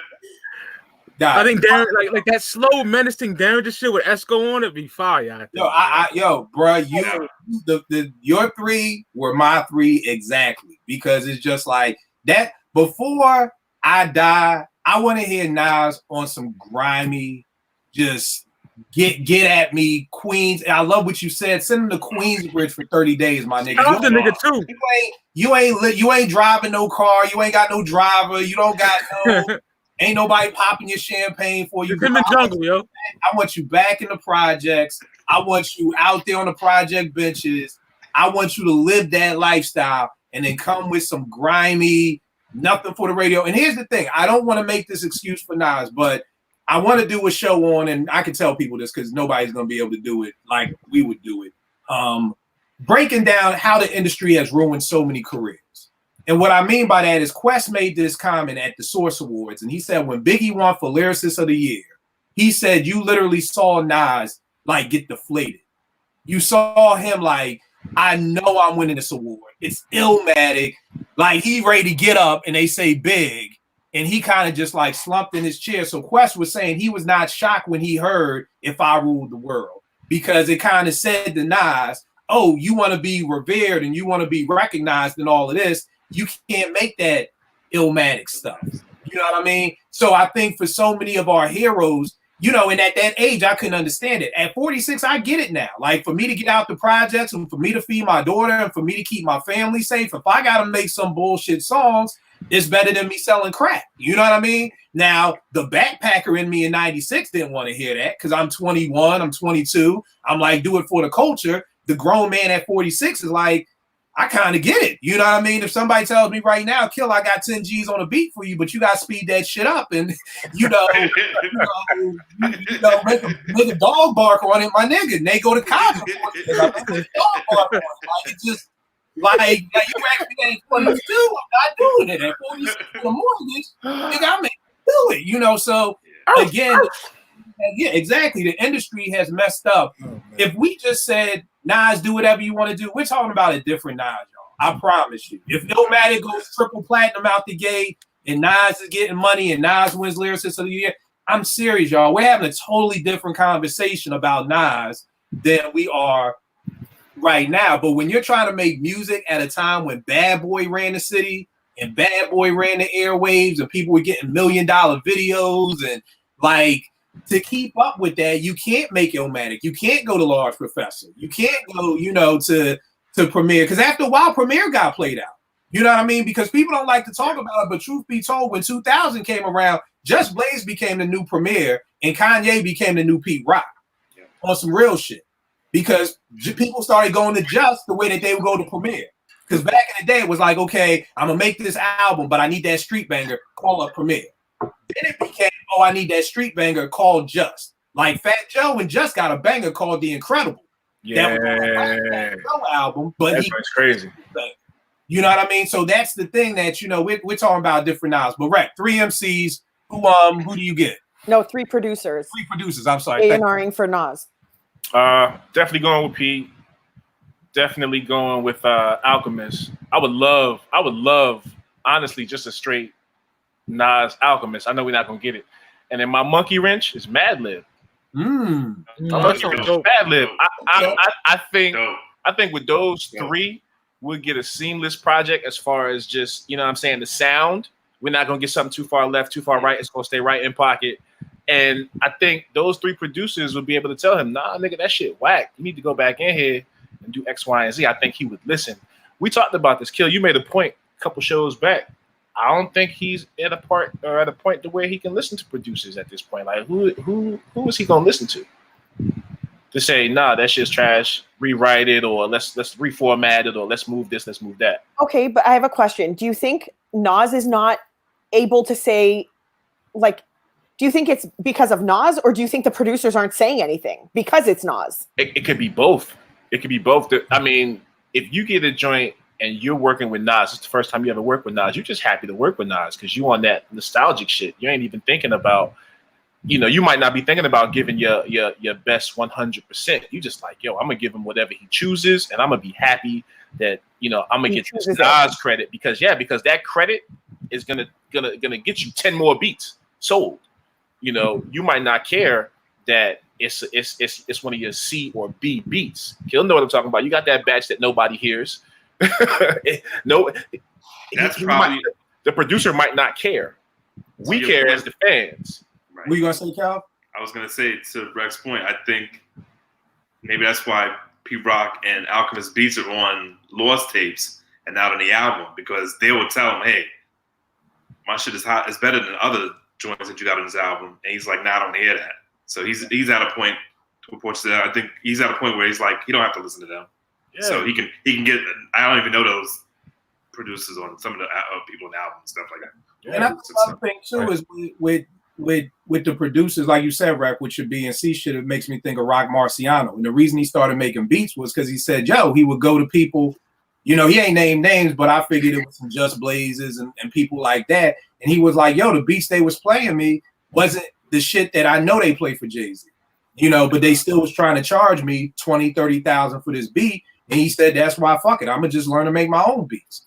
You know what I mean? Because like Rex said, you do have those files that's like, okay, as a producer, I got, when Porsche hit me the other day, she was like, "Yo, Skyzoo looking for beats." I got a folder right there ready. Okay, boom, thanks, Porsche. Boom, let me send them, send. Like, I already know. Now, that's not going to be the same files I probably give to a rapper who just gets at me on Twitter like, "Yo, you know, do I want to buy a beat?" The beats are still going to be dope. I don't want motherfuckers to think I'm shortchanging them, but I'm not going to give you the shit that I think I could get to a Conway, you know, to a West Side Gun. I'm just not. Like, you know what I mean? And as an MC, you just got to understand, nigga, you as nice as Conway, the nigga don't be mad you ain't getting this beat. Yep, that's real shit. You know, that's real talk. Right. If you think you could battle Conway like that nigga, who was it, Mike? Somebody, Rome? Oh, yo. That corny nigga.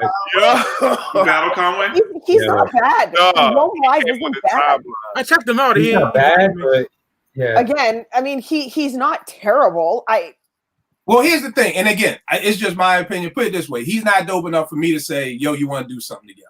So that's how I judge people. When MCs come at me, if I see you, and that's how me and my man, y'all can't see, but the Jamal Gasol, Mr. Jamal Gasol, I mean, Jamal linked up. Right. I was like, "Yo, check out some of my stuff." I was like, "Yo, my nigga, let's do something." Like, so that's how I judge MCs. If I'm like, "Yo, you got some shit," like let's rock.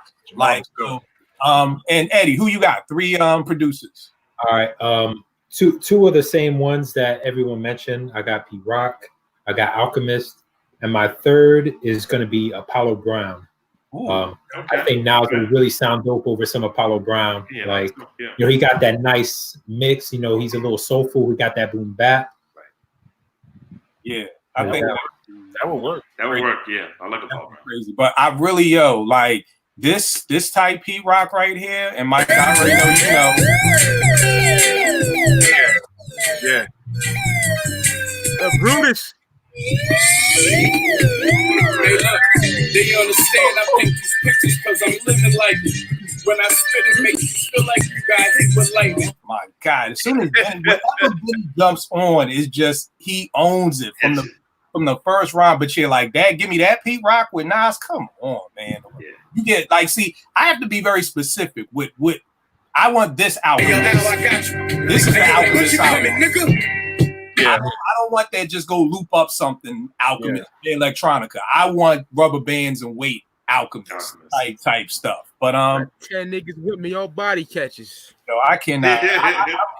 Yo, how has Griselda done it, yo? How have they? Like Benny keep getting nicer. Like Benny has literally. It's hunger, man. It's hunger. There's never been a time when I've had the same MC who's had the best album of the year 2 years in a row. Like that's never been done. Yeah. Like I came out with a best of Griselda for 2018 and 2019. They're 30 plus songs. Like, you know what? Do you want to know? Like, here's what I think about Griselda. I think the reason why they're so successful, as like a collective and solo MCs, is that they have a unified vision and they genuinely want the success of each other. Mm-hmm. And you can feel that. Like they are exactly how close we perceived Wu-Tang to be back in '93. Damn right. I'll take that. I'll take that. And they're not out to one up each other. They're not out to steal production from this guy to do better for him and get himself ahead, and who cares about what happens to this dude. And no, they work together, they support each other, they help each other with verses where they can. That's what I think. I just think there's such an organic bond that they have, that comes across in the way they talk to each other, the way the chemistry on tracks together, everything about that to me is what works for them and why they're able to be successful. Otherwise, it would fall apart. At some point, it would fall apart. Hold on for a sec, Porsche. I love this. I'm looking at the comments. Lord AAA, my man Sean said, Rome Wise, laughing my ass off. He ain't that bad. Y'all, and I want everybody to laugh because y'all gonna be at work, y'all gonna be out with your friends. Nobody's gonna be out with their friends right now. You'll be dreaming of being out with your friends, and you're gonna say something like, "It ain't that bad," and just remember what "it ain't that bad" means. That means you probably didn't get the job, you're probably not getting the call back. As long as we keep saying things like, it ain't that bad. It ain't that bad. Of course, great point. I don't know if you saw Royce was on the Joe Budden's podcast, and Maul asked him the difference between Slaughterhouse on Shady and Griselda on Shady, and Royce basically said something to the same extent. I didn't even know Royce was on there. Yeah, me neither. Number one is family. Like, number one, these are two brothers and a cousin. Like, they're literally family. West Side is like the visionary. Like, they all played their part. Like, there's the point guard. The point guard is not trying to score 50 points, right, trying to dish the rock. The shoot guard is ready to shoot, and the center is ready to get rebounds. They play their position. And because I was scared shitless of this Shady debut. And, Me too. Same, brother. Me too. Was like a lot of people were. Because they had Eminem influence. Yeah. Now, I won't hold you. I'm a little scared why they're with Kanye in Wyoming. I'm a little worried. They are? Yes. Yeah. Currently? They took some pictures in wherever Wyoming or wherever Kanye. Havoc was in the picture too. Maybe it's a wrestling match out there. Yeah, Havoc was in the picture. Whatever bond they had will now Havoc be was in the picture too. Thank you, Kanye, for that. West Side, Kanye, and Havoc. Elf, what's going on in Queensbridge? So I'm a little scared. I don't think they're going to come back with the same bond. Yo, Cal, this to me is like in Raw when Eddie Murphy down was like, why you hang out with Danny Terrio? Like, why? Yeah. like I'm a little bit worried. Oh, man. Why you with Kanye and Porsche? I am a little bit worried that Benny and Drake may be doing something together. Right. Worries me. Yeah, I heard Drake say I won't be listening to that because I am a Drake-free zone here. That's two very large extremes, man. I don't know what middle ground they can find. I am definitely here for the feedback, though. Like, you guys, I can't wait to hear what people say about it. Because here's the problem with Kanye. I don't want to hear Griselda over any Kanye production, and I don't want to hear Kanye over any Derringer production. So that'd be weird, huh? Yeah, to me that just is like a plane crash waiting to happen. Yeah. With Drake, I'll deal with Drake over Derringer, but I don't want to hear Benny over 40. Like, I don't want to hear that. Yeah. I don't want to hear Benny over any type of 40 Toronto beat. Like, not that he wouldn't kill it, but it's just, and that's what scares me about the more you blow up, because because I don't know. But again, I understand. People want to pay bills. Benny and these niggas ain't spring chicken. They all over 35. They all like ex-cons. Like, niggas got ex-cons. Get to the bag. Yeah, absolutely. Get that bag. So again, I can't be like, Benny gotta be so hood he can't get this money with Drake. I mean, maybe he does, because I don't know if Benny isn't signed to Eminem, right? It's just Conway and West. Yeah, he's on a Rock Nation, ain't he? But that's just management. That's just management. Again, Benny's bag may be different than Con and West. Not saying they're not looking out for him, but but they're not signed as a group and then have like separate deals. Would you say? I thought they were signed to Shady as a group, but then individually they got separate deals. I don't know. If I'm not mistaken, on the plus I met, Benny said something like they think I'm signed to Shady, something about my jewelry, but I'm not. So I want to say Benny isn't. Sean says 40 is a dope producer, but overrated. I think 40 is dope. I just don't think 40 and Benny are a good combination together. Correct. I agree with you. I think Pharrell is incredible. Do I want to hear a Griselda Pharrell project? No. Like, so again, whenever I say stuff, it's just all about what the fit is. You know what I mean? Like, so I cannot imagine somebody like Drake, like crying and whining whatever he does, and then having like boom, boom, boom, boom in the background. Like, I just cannot in my life visualize this. You know what the crazy thing is? Drake and Benny are out in Wyoming with Kanye. Like, I'm like, what is happening? What is like, happening? we're bringing Sunday service to a shootout, and then we've got a diary entry. Like, I don't really know how this is all going to mesh together. you know what? You know how? You know like a mess. This is why everybody out there watching, you need to let Apartment 5B executive produce your next album. You know why, of course? Why? Because my ears are always open. You know what song they make? Drake is talking about the dude who steals his girl, and Benny is that nigga. Drake just, he his L's well. No, let me explain something publicly, and he speaks well. Right now. Let me do it. I guarantee you'll love it, Porsche. I would have a 40 beat with Drake crying about losing his girl. Then the record would just scratch like, and then the crazy dark Derringer beat would come in, and it'd be crazy. And be like, "Yeah, son, I stole like." I don't know. I don't know if you can work your producer magic, but if you just erase all of the Drake vocals, that would be perfect. But I need Drake crying, because here's the problem. If you're listening to Drake's diary entries, you never get the other side of the story. You never get who stole the girl and who the girl left with. I'm going to give you a total new perspective on his diary, because I'm going to show you who stole his girl. And it's going to be big. And you're going to talk about that punk ass light skinned dude. You make it bad for light skinned niggas like me, man. And then Conway going to steal his jewelry. Then they going to rob him. They going to rob him. They're going to rob him. Going back to the Kanye thing, I have a thought. Executive producer all up in the videos dancing, come to Apartment 5B. That's right. Go back to the Kanye thing, I have a thought. Because Pusha T, his subject matter is similar, right? But he had Kanye produce Daytona, and that was dope. But you still don't know if even that sound might work for Griselda. You know what I mean? Yeah, good. You know what? That's a great point. That's a great point, Eddie, because you're right. I love Daytona, so maybe great point. Great point. I've got no comeback for that, because Daytona was incredible. Maybe, damn, Eddie just shut up everybody. We just mic drop. I don't even know what to say. That's a good point. Yeah, That's a great point. Right. I mean, Pusha T did have a battery in his back, and the reason behind that. Oh, yeah. So we don't know. But that's a good point.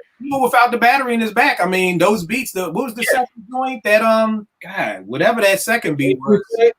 The game you play, was it? Oh my God, that beat is disgusting. If you know, you know. Yeah. That's I love that whole album. You're right. Wow. Shit, Eddie. That's a good point, Eddie. We stumped on that one. Anybody in the timeline in the chat, y'all got something to come back with, because we yeah, fuck. Let me play some music, man. Play this song. I gotta.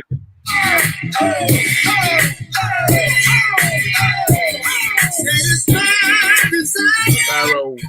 Yes, it is.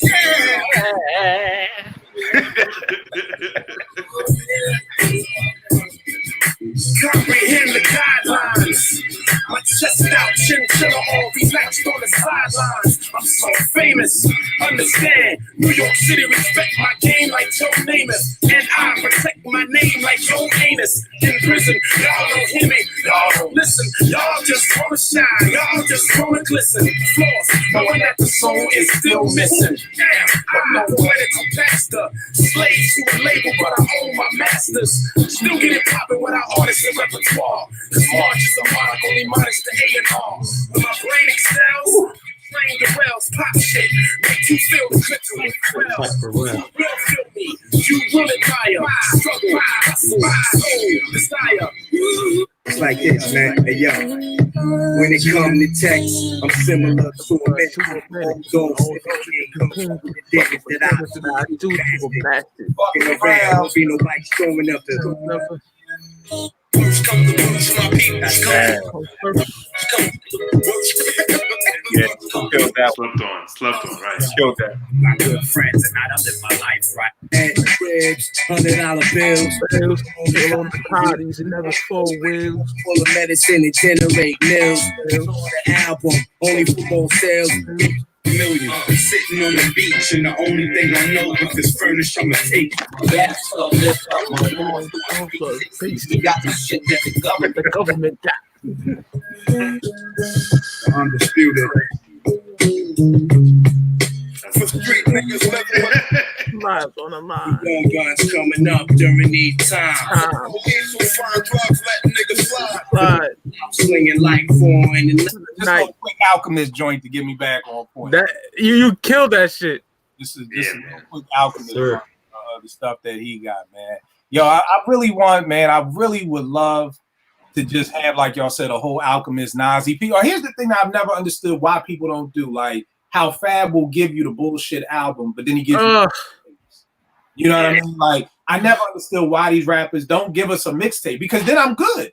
Like, Nas, you can come out with whatever album you want, pick whatever beats you want, but just give me a mixtape every year that I know that, like just straight up and down, just Fab is a rapper's rapper though, and those kind of rappers, they're gonna give you that. Nas, we be saying he's a lyricist. He got to sit down, go through some shit, write some shit. I don't know if we get something like that from him, but I would love to. Yo, tell me this: what's your favorite storytelling rhyme? Porsche.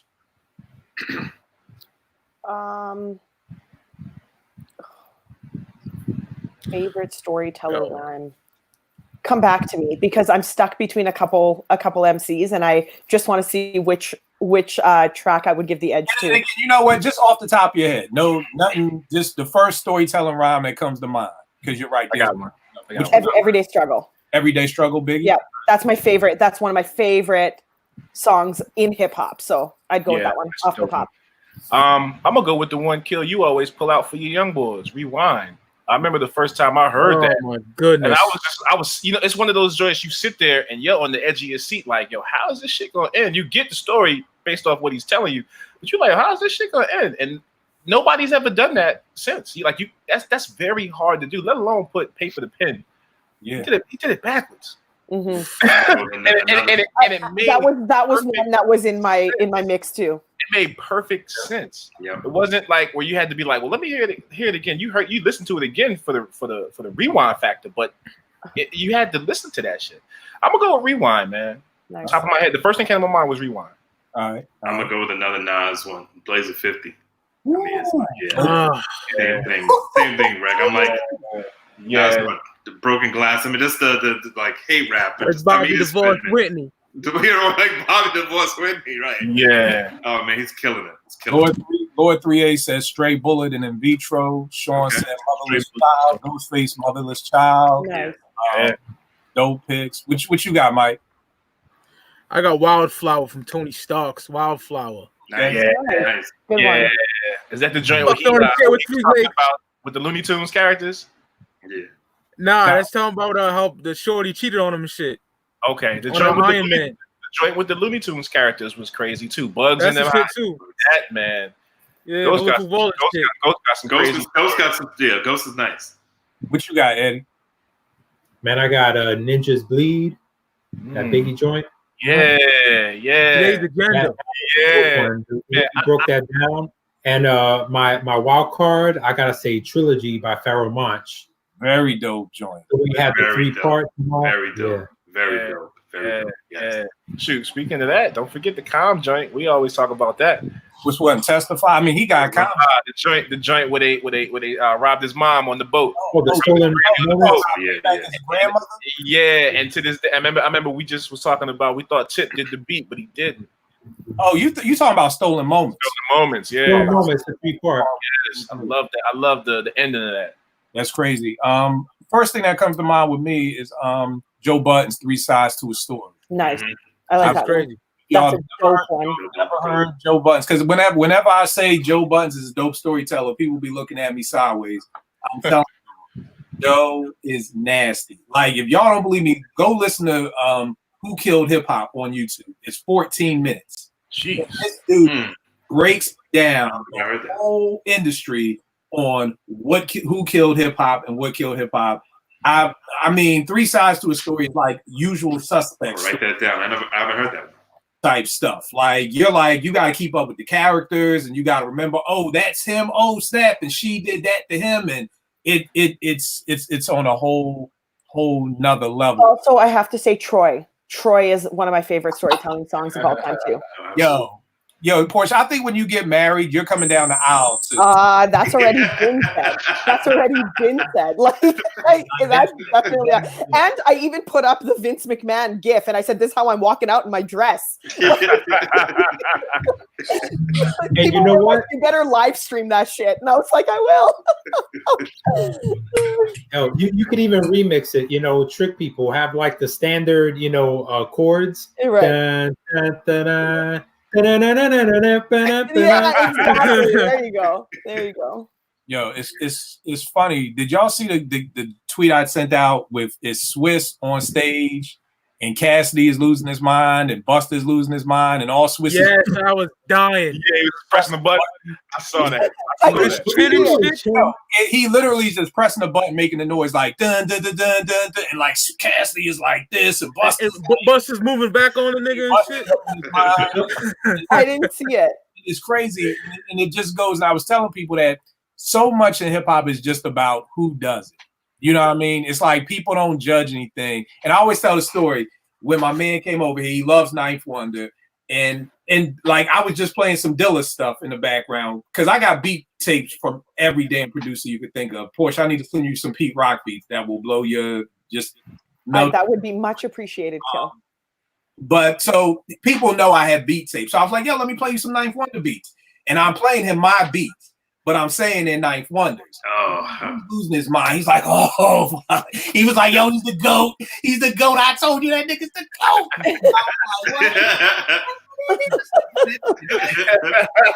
Right? Nigga, these my beats. He was like, yo, them shits is dope, man. You got some shit. I'm like, no, I'm the GOAT. I have one. And it just goes to show you that people, and I don't know if people do it on purpose. I don't know if people just hear a name and they just gravitate to it. Because I really don't want to believe that people would just be that mindless to say something is dope when it isn't just based off a name. So I kind of want to give people at least the benefit of the doubt that, but that's my plea to people is listen to stuff with an open ear. Like it should, when I heard Rejects 2, I never heard of Derringer. I never heard of Dude before. I just was like, yo, this stuff is crazy. And I've been trying to get you to listen to Griselda for years. I was so happy when I seen you post about him, brother. Yeah, but it was like, yo, I don't know who Derringer is, nor do I give a fuck who he is. You know what I mean? All crazy. Like, right. But so many people, it goes back to who did this beat. And again, and this is no knock on Ninth, y'all. This is just a fact. These are just a fact.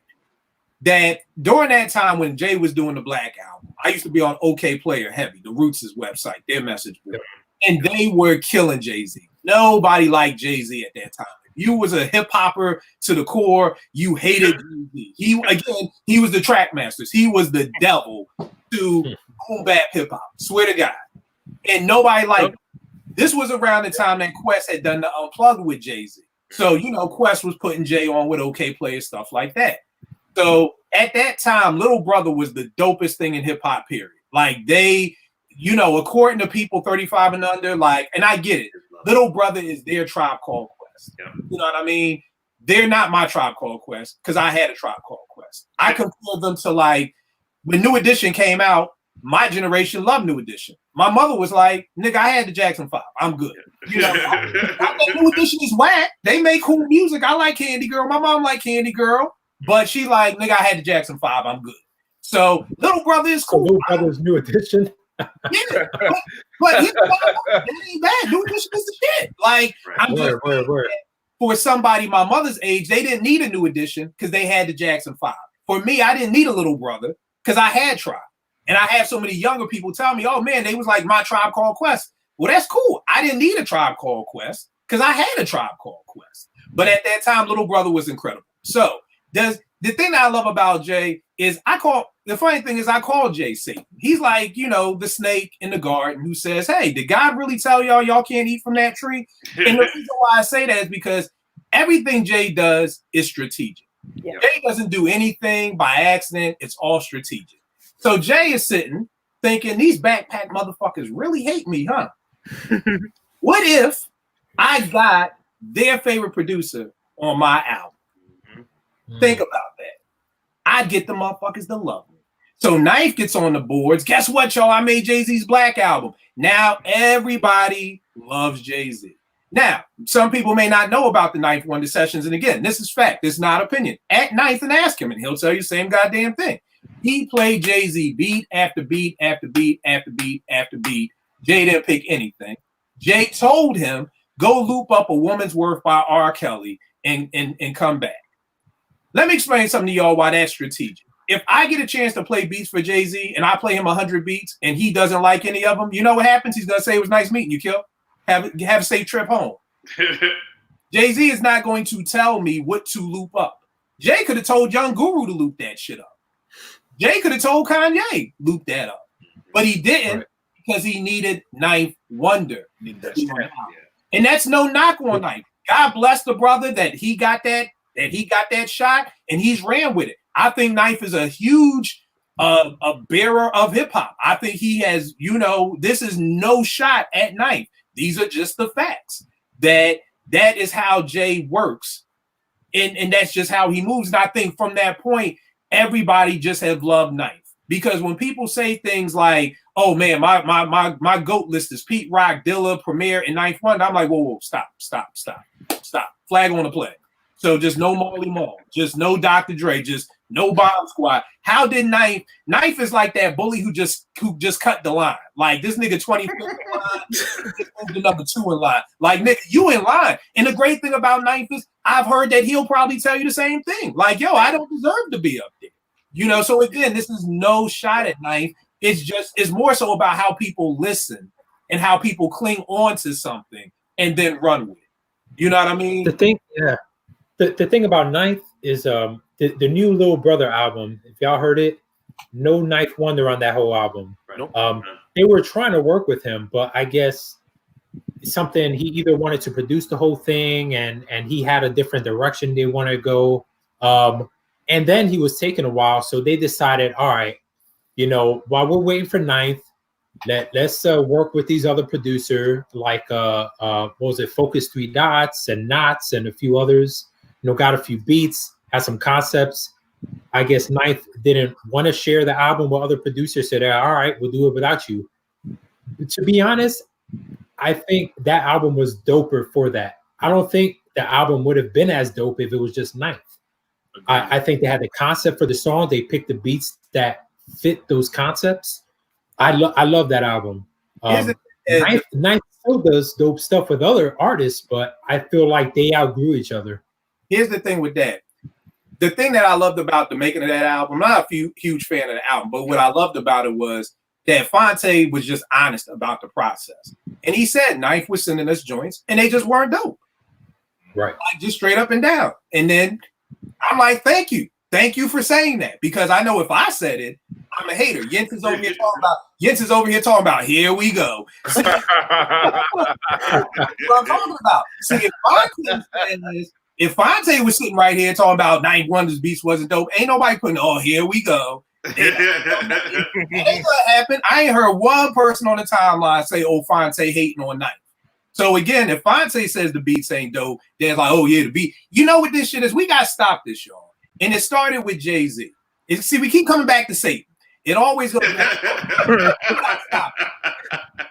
I fell asleep the other day on the couch, and Nate and Tanya were watching The Wiz. And I woke up to the part right when the subway shit, which scared the shit out of me when I was a kid. Right. But then it goes into the part of, the color's red.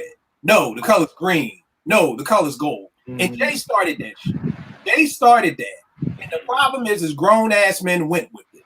Jay said, wear jerseys. And what did we do? We all ran out the Mitchell. Go back $2 on jersey.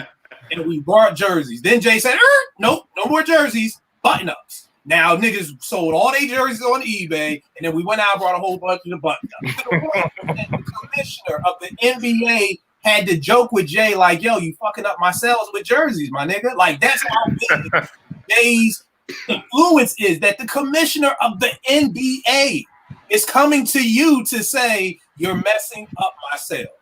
Jay says, "You know what? Cristal is dead. Now what we drink?" And Jay says that in one of his songs, said, "Cristal is dead, so now they ask me what we drinking." Grown men, grown women, we have to stop looking to people to tell us what to do and what to wear. Right. I'll never forget, I was at my nephew's birthday party, and I guess Nate wasn't born, so we're looking at maybe 2002, 2003, and I had on an Eagles jersey. And my man, true story, my man who was over 30 years old pulled me to the side and said, Kill, Jay said we can't wear jerseys. No, stop it. Stop it. Yeah. Stop it. True story. And the nigga pulled me up just like that. Like, yo. Wow. Yo, he checked you on everything. I don't want to blow you up in front of everybody, so I'm gonna pull you over here to the corner. Nigga, we don't wear jerseys no more. And it was just like, yo, you see, like this is a grown man telling another grown man to not wear what I want to wear because another grown man told me. Like when you really sit back and think about how bad that is, like that's like me going to you, Cal, like, hey, Cal, man, love you, brother, but we don't wear baseball caps no more, man. Right. Man, Jay song, like, brother, I want to save you the embarrassment of going to homecoming this year with a hat on. Don't wear hats anymore. Like we gotta stop. Ask your man D about how you hate Ninth. I don't even know what Jens is saying. Ask your man D about how you hate Ninth. I actually don't hate Ninth, everybody. And this is why I started blocking people. Jens, stop stirring the pot, Jens. Stop it. Who's D? He might be talking about me. I don't know, but I don't hate Ninth. This is what we have to stop, y'all. I just said the man is champion hip hop. I appreciate what Ninth is doing. Here's the difference between me and a lot of people. There's a young lady who's a dope rapper, and I saw her stuff, and I like retweeted her, and people started following her, and she's dope. And I said, Joe, let's work together. I sent her some beats. She was like, Kill, I really wasn't feeling anything. I said, okay, no problem. Let me send you some more. And she said, I wasn't really feeling anything. And I said, all right, well, if it's not a good connection, that's cool. Like, I'm not mad. Like, still let me know when you got some music dropping. I want to support you. It's not about if you pick my beats or not. Like, it really isn't. And somebody else may have been like, oh, you don't pick my beats, well, I don't fuck with you. I'm like, shorty, we don't have to keep going through this. Like, I've sent you 20 beats. If you're not feeling them, then that's cool. Like, you probably won't feel another 20. Like, I don't have to make the album. Like, you're dope. Just let me know when you got more music coming out. I'll retweet it and try and get your stuff out there. Like, it's no hate whatsoever. Just because somebody doesn't, I don't hate tomatoes, y'all. I don't hate vegetables. Like, let's bring this back to food. Like, just because I don't want a tomato doesn't mean I hate the vegetable section of the supermarket. Just because I don't think Ninth on, the Mount Rushmore doesn't mean I hate him. I think he's a dope producer. I just don't see why he jumped the line of 20 people. So, your man who told, my man D, who told on you about blasting him on the radio with Vegas and the test. Okay, I know who you're talking about. And I apologize. All right. I apologize for that. You was on the show, yeah. See, now you're being smart. I apologize. What happened was my man Donnell, we were on 88.9 at an anniversary show, and he said that he thought Fife was better than Tip. And I said, I have never in my life ever heard a human being say that Fife was better than Tip.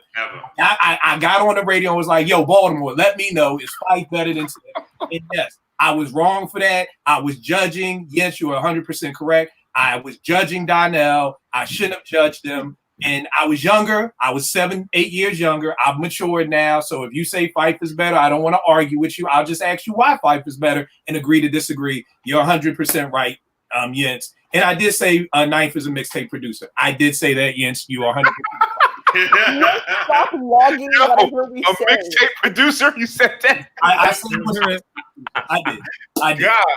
Jens out here logging everything we say. I need you to be on my side if I ever get pulled over. I need Jens to be able to keep up with my tweets like this. I did say that because I actually said I feel like Ninth is probably the least dopest producer in the Soul Council. Like, I like The other producer, High Tech is in the Soul Council. Knots is in the Soul Council. Crisis is in the Soul Council. So whenever it says produced by the Soul Council, Knife's beats usually aren't my favorite. So you're absolutely right, Jens. So thank you, Jens. Right, Kill Be Wild. I'm trying to be honest. I was wrong. You said Kill Be Wild. I admit I was wrong. Like I'm not like defending. I did judge Donnell. I said, how in the world do you think Fife is better than Q-Tip? And I was wrong for saying that. I was judgmental, and I apologize. So yeah, is Fife better than Q-Tip? I like Fife, but he's not better than Tip. Tip carried that group when he had to. Fife says some witty shit, but it's all yes. about Tip. I was gonna say there are times where Fife says wittier stuff or better sounding stuff, but overall, no. No. Overall, no. And again, man, I got Q-Tip. Yeah. And guess what? If any of you all said Fife, I love you and God bless you. Like I fuck with Fife hard, but I think they made a good. I think they made a good team. I think they balanced each other very well. You know what I mean? I think neither one of them had a great solo career. You know, and what I mean by because people will say the last Q-Tip wasn't that bad. We all know what wasn't that bad means. Some people say it was a classic. I just don't think I ever got anything from either one of them that I thought like. You know, coming off of like 3 classic albums, some people say People's Instinctives is a classic, Low End and Midnight. I expected both of them. And Fife's solo album, I mean, when you think about it, you got a young High Tech and a young Dilla, and I think Pete got a joint on there too. Ventilation LP is trash to me. But the bad part was like, yo, you had the dopest producers. Yeah, you did. You had 2 Pete Rocks, you had like 3 High Techs, like Dilla. Like, I think that's the difference. That's the difference for me. I think Fife really thrived in the back and forth of the Tribe formula, even for a verse, you know what I mean? But the solo, right, he had Butter. Everyone loves Butter. I liked the Problems joint on Midnight Marauders. A lot of people didn't like that, but there's a reason why he didn't have a bunch of solo joints. I think he had another one on one of the other albums, Muddy Ranks. Right. But, you know, Q-Tip could shine on the solo, like Midnight. What was some of the other solo joints he had? On the Tribe album. Yeah, verses. 8 Million Stories. Yeah, verses from. I mean, he shined on those. You know what I mean? Like Fife didn't.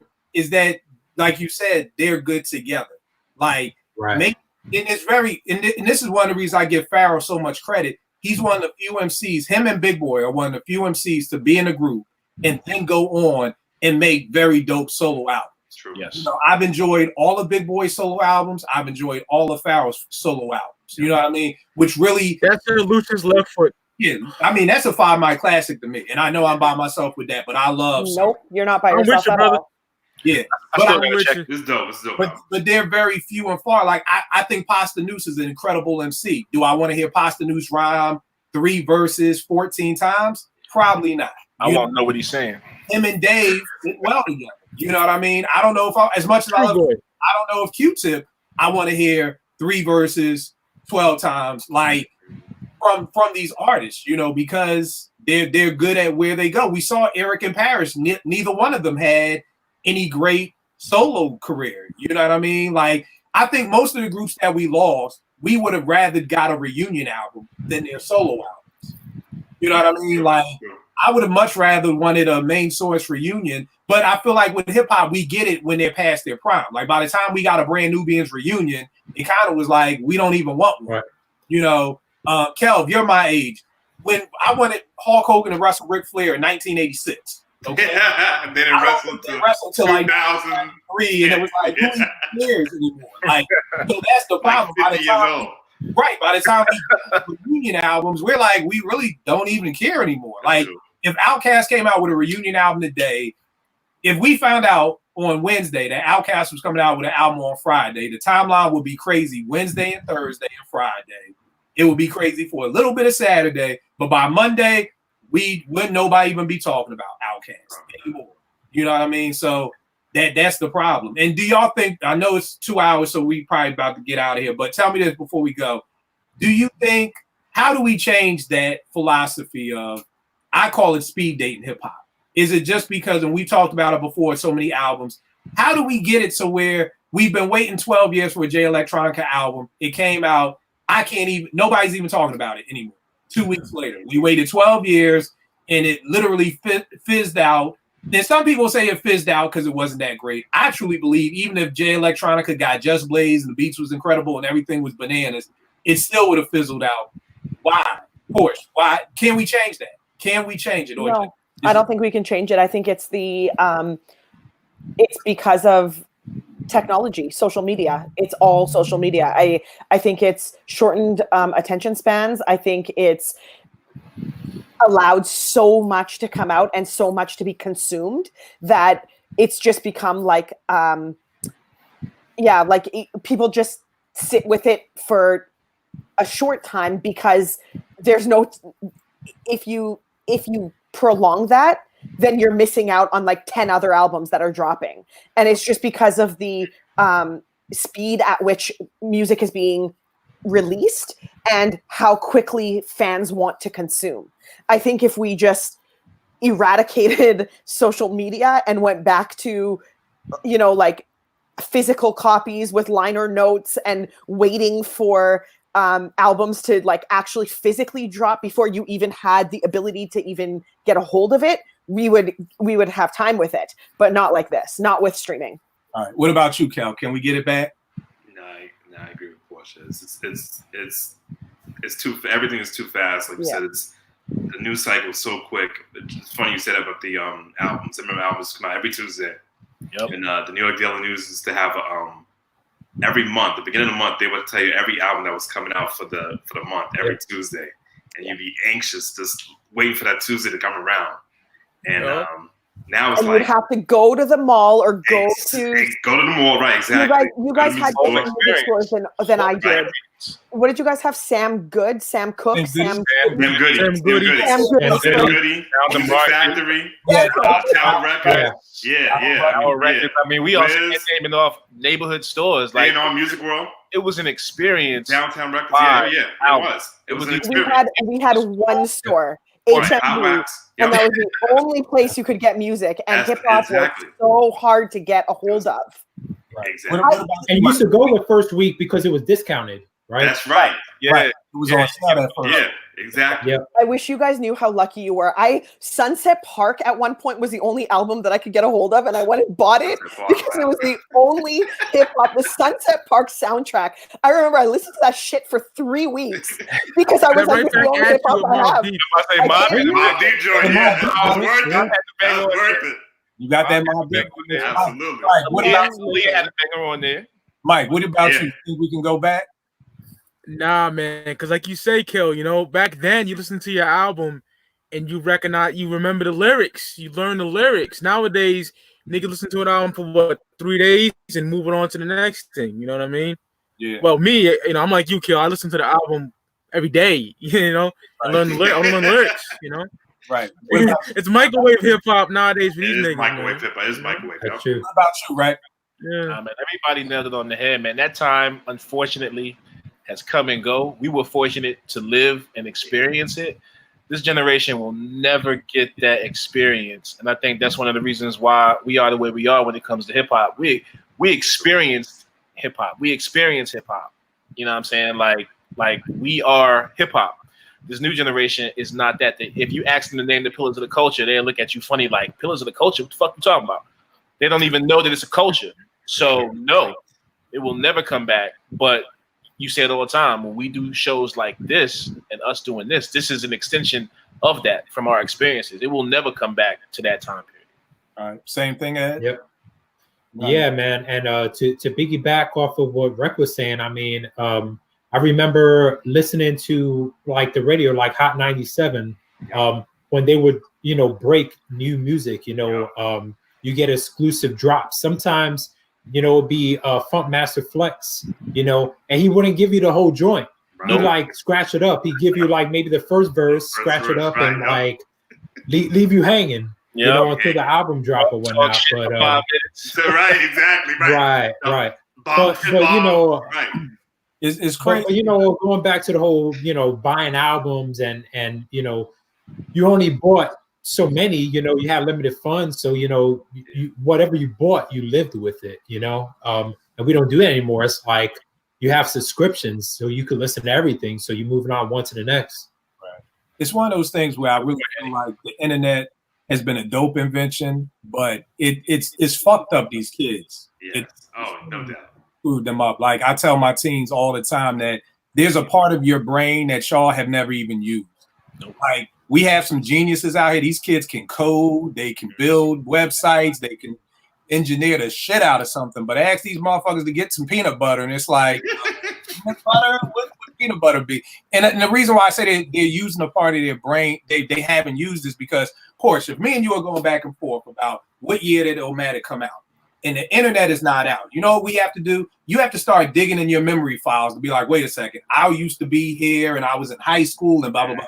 Like, we start digging in our brains. We don't even use that no more because as soon as the argument starts, let me just Google it. So this generation of kids have never grown up without the internet. So they have no idea how to even go in the back of their brains and follow there. It's like looking up a word in the dictionary. Right. It's literally like you even know how to use a dictionary. It's like you have a 3-story house and you only live on 1 story. Like you have no idea. Like you got 2 other stories under you because they've never used it. One of my kids came in my teen center to use we have a regular phone, and she was looking at the phone like, "Yo, where's the screen?" And I'm like, God damn it, use the buttons right there. She was like, "What's the buttons for?" But these kids, all they know is iPhones. They don't. She literally was looking at the phone like, "What am I supposed to do with this?" And I'm like, one of my friend's brothers is he's like he was in high school at the time, and one of my girlfriends, like we were all hanging out, and she had a phone case that was in it was a tape, like a tape, right? And he looks at this phone case because it's like vintage, right? Because it's a cassette, and he's like, "What the hell is that? A picture of?" And I was like, "What?" Yeah. And then he was like, "What is that? What is that a picture of? It looks weird." And I was like, "That's a cassette tape." And he's like, "What does that do?" And I was like, "What?" Like I didn't know that people didn't know what a cassette tape was. Yeah. I was like, "That's what music was on? What are you talking about, man?" And he was like, "I've never seen one." And I was like, "Holy shit, you're really young. Like, or I'm really old. Like you're a toddler." Like I'm like, "Oh Lord." This is even worse. The kid picked up the phone and had the phone in her hand and heard it ringing, and she's looking at the phone. And like, how do I answer it? She's like, "Put the phone to." I'm like, "Put the phone in your ear." She's like, "It's FaceTime." I'm like, "There is wow on the thing. You have to." So all I have to say is that this generation is using parts of their brains they've never used before. You're right. Yeah, absolutely. But the thing that, and I agree with everything you guys just said, it can't go back. But this is what I do say to people out there, and I challenge everyone to do it. Stop being Jay-Z. Stop being told what to do. Yeah. I listen to an album for at least, if I like it, 2 weeks. And that's it. And people will be like, "But," and the funny thing, I used to write for this website called Couch Sessions. And the reason I stopped doing it was because I didn't enjoy listening to music, because it'd be like, "Kill, the new such and such came out. I need a review by tomorrow." And then another album would come out and I would need a review. And I was like, "Yo, I'm not even enjoying the albums because I got to listen to them so fast. And you want these reviews because if JLF comes out Friday, you better have a review up by Monday. Because if you post it on Wednesday, nobody even cares." So I was like, "Yo, I'm done writing I'm done writing because I can't enjoy it." So, and people be like, "But Kill, if you take 2 weeks with an album, then you'll always be behind." And I'm like, that's fine. Like, it's okay to be behind. Like, while everybody else is like trying to find something new to listen to, I'm like, I'm just listening to, like, I think Rhapsody may have dropped in like November, or maybe she dropped. The more to the story is I didn't even listen to Rhapsody album for like 3 months. Yeah. Yeah. Like Raphael Sadiq dropped, Rick Ross dropped. Then other drops at the fourth quarter. I took 2 weeks with each of them albums, and it was cool. I didn't mind. I mean, if you got to be on social media and you got to be in the conversations, I get it. But for me, I'm like, yo, I don't mind pop. I just listened to Meek Mill's Champions, a month ago, and that album's a year old. Like, because take the time that like you don't have to speed date hip hop. Like sit down, like how your mom used to say, chew your food. Like don't enjoy it. Why you just throwing stuff in your mouth? Like sit there. Why would you get a steak and then be trying to hurt? Sit, cut the steak. Taste it, enjoy it. You know what I mean? Like I feel like we get great music and we go through it so fast, and I feel like that's why so many people will be like, "Oh, Kill, that album was incredible." It was incredible because you listened to it for 12 hours. Right.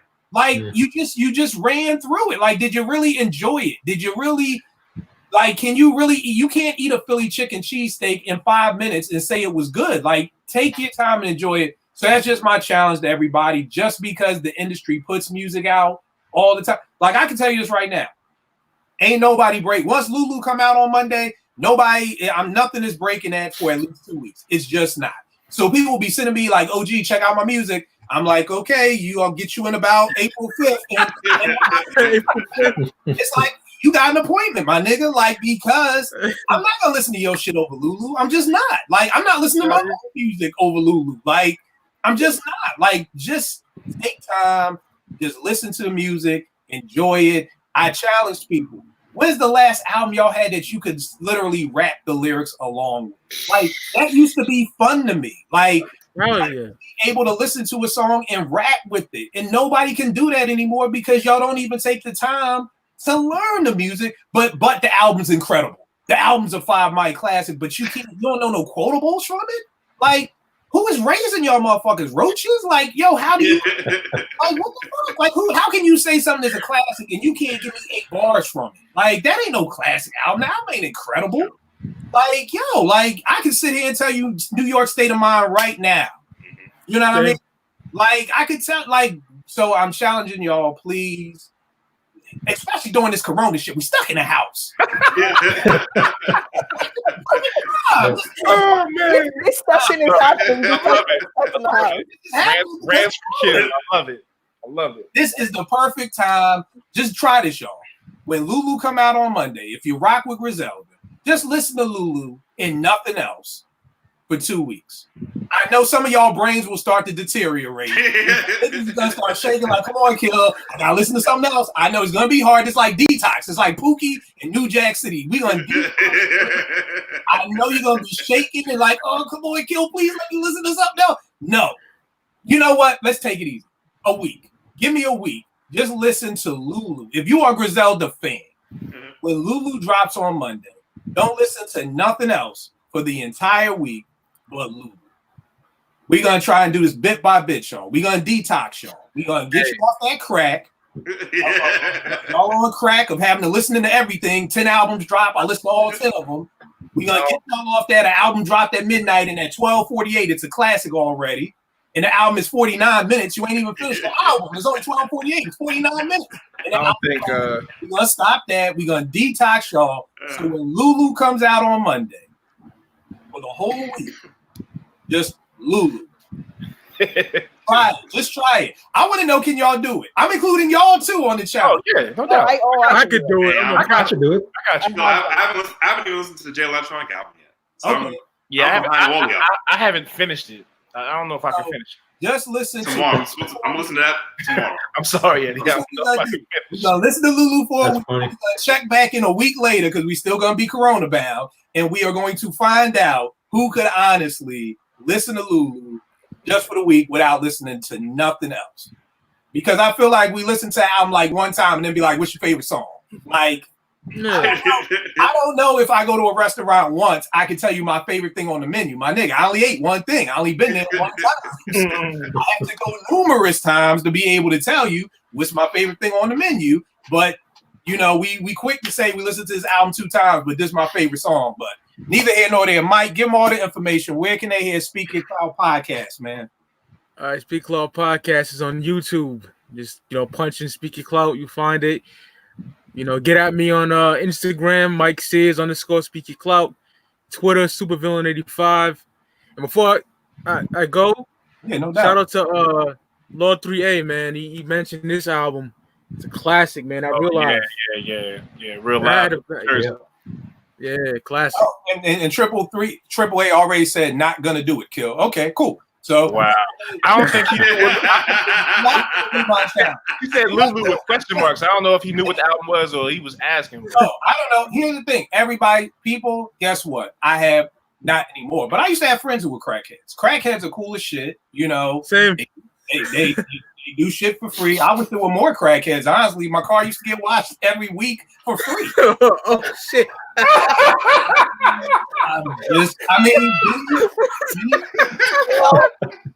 Y'all are joking, but if you Biggie told y'all, a place where the fiends do favors for the neighborhood. Pay the cop and leave with extra rocks and hook the cable up. Someone Hello, Biggie just told y'all.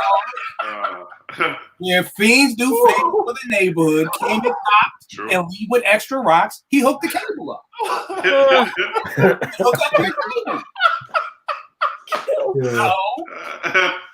All crackheads are not. I understand if you don't want to take the challenge, it's just a challenge. I get it. It's cool. If you like being on crack and you don't want to stay honest. Oh God. I'm just saying. So seriously, Speaking Cloud Podcast, one of the dopest podcasts out. I love Mike. Thank you, brother. He was just on there the other night talking about our favorite Biggie verses. Definitely check them out. Breck, I'm gonna let you finish laughing. Eddie, give them all the info. Where can they get at you, man? Yeah, Eddie D80 on Twitter and my Instagram handle Eddie Got Soul. All right, DJ Rec One, tell us what's up. And Rec is laughing because he know crack. If y'all didn't grow up in the Reagan crack era, you don't know what I'm talking about. Crackheads were people before they were crackheads, and they had skills.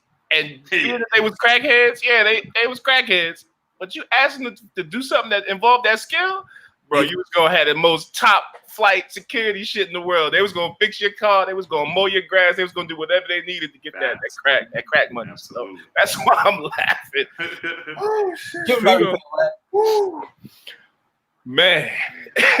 Yo, Twitter is at DJ. Instagram is at DJ Rec One. I fell asleep last night. I didn't get to upload the mixes, so they'll be up tonight or early in the morning. Man, check it on Mixcloud. It's not going to be the stuff you seeing on Instagram and all the other stuff, man. Yo, I just pick songs and go, man. Whatever feels hits me, I just go. So hope y'all like it. If y'all need more, man, holler at me. I got beats too. All right, Kel, give him everything, bro. I know you're not really on social media, but give him what you got. Not too much. If you tweet at me, I'll tweet you back. At Kelvin Davis Sr. on Twitter, at _Big Kelvin on Instagram. So, all right, and good looking for and good brother. Prayerfully, this will absolutely, not be man. Yeah, no, definitely. Porsche, give him everything, miss. Oh, just Twitter at Cherche La Porsche. All right, and for me, it's still weird to say at Kill APT5B. Hopefully, what's up with your Are they still? Yo, they still got me out here running laps. Like some this time. So I mean, I'm building again. So you know, I'm like, you know, it's funny every time I think about the new account because I mean, I'm going for probably about 800 to probably about 1,800 followers in 2 weeks. So you know, I'm moving. You're growing. Yeah. I think about Jay when he said that part in Never Changed, where he was like, you know, lost 10 bricks, got it all back. Like I'll get it back. It's no doubt. But no doubt about it. Still will make beats for food.com. Here's the thing, y'all, before I go, because we're talking about crackheads. And because I had so many friends who were crackheads, and this is very serious. I don't know if y'all watch Snowfall, but it made me very sympathetic for crackheads. And the reason being is that in the 70s, you could be on heroin and still be a functioning adult in society. You could get high on heroin, still be a good mother, still be a good father, still go to work. We didn't know what crack was. So to just have somebody just say, hey, here's a new drug, try it, and you're instantly a crackhead, like, that's not fair. Like, and it really didn't hit me until Snowfall for me to understand that that's really how, because in 84, I'm only 10. I'm a shorty, you know, when we talking about Reagan crack. So I didn't come up understanding crack. I looked down at crackheads for years, like, how could y'all do this? But I didn't realize that you really didn't know this was going to happen. You know what I mean? It's literally like if you're a drinker and Jay's and you in the club and they say, hey, try this new drink, and you just tried a new drink and now you a crackhead, like that's not fair for you. Like you didn't know that this liquor was going to turn you in like that. So all jokes aside, just wanted to say, I guess I support crackheads. I don't know what I'm saying. So Apartment 5B, he sympathizes. He's a crackhead sympathizer. Thank you, lady. I'm sympathizing. Oh man. People who are addicted to drugs. Let's just say that. All right, y'all. Great show. I appreciate it. Thank you. Peace. I was talking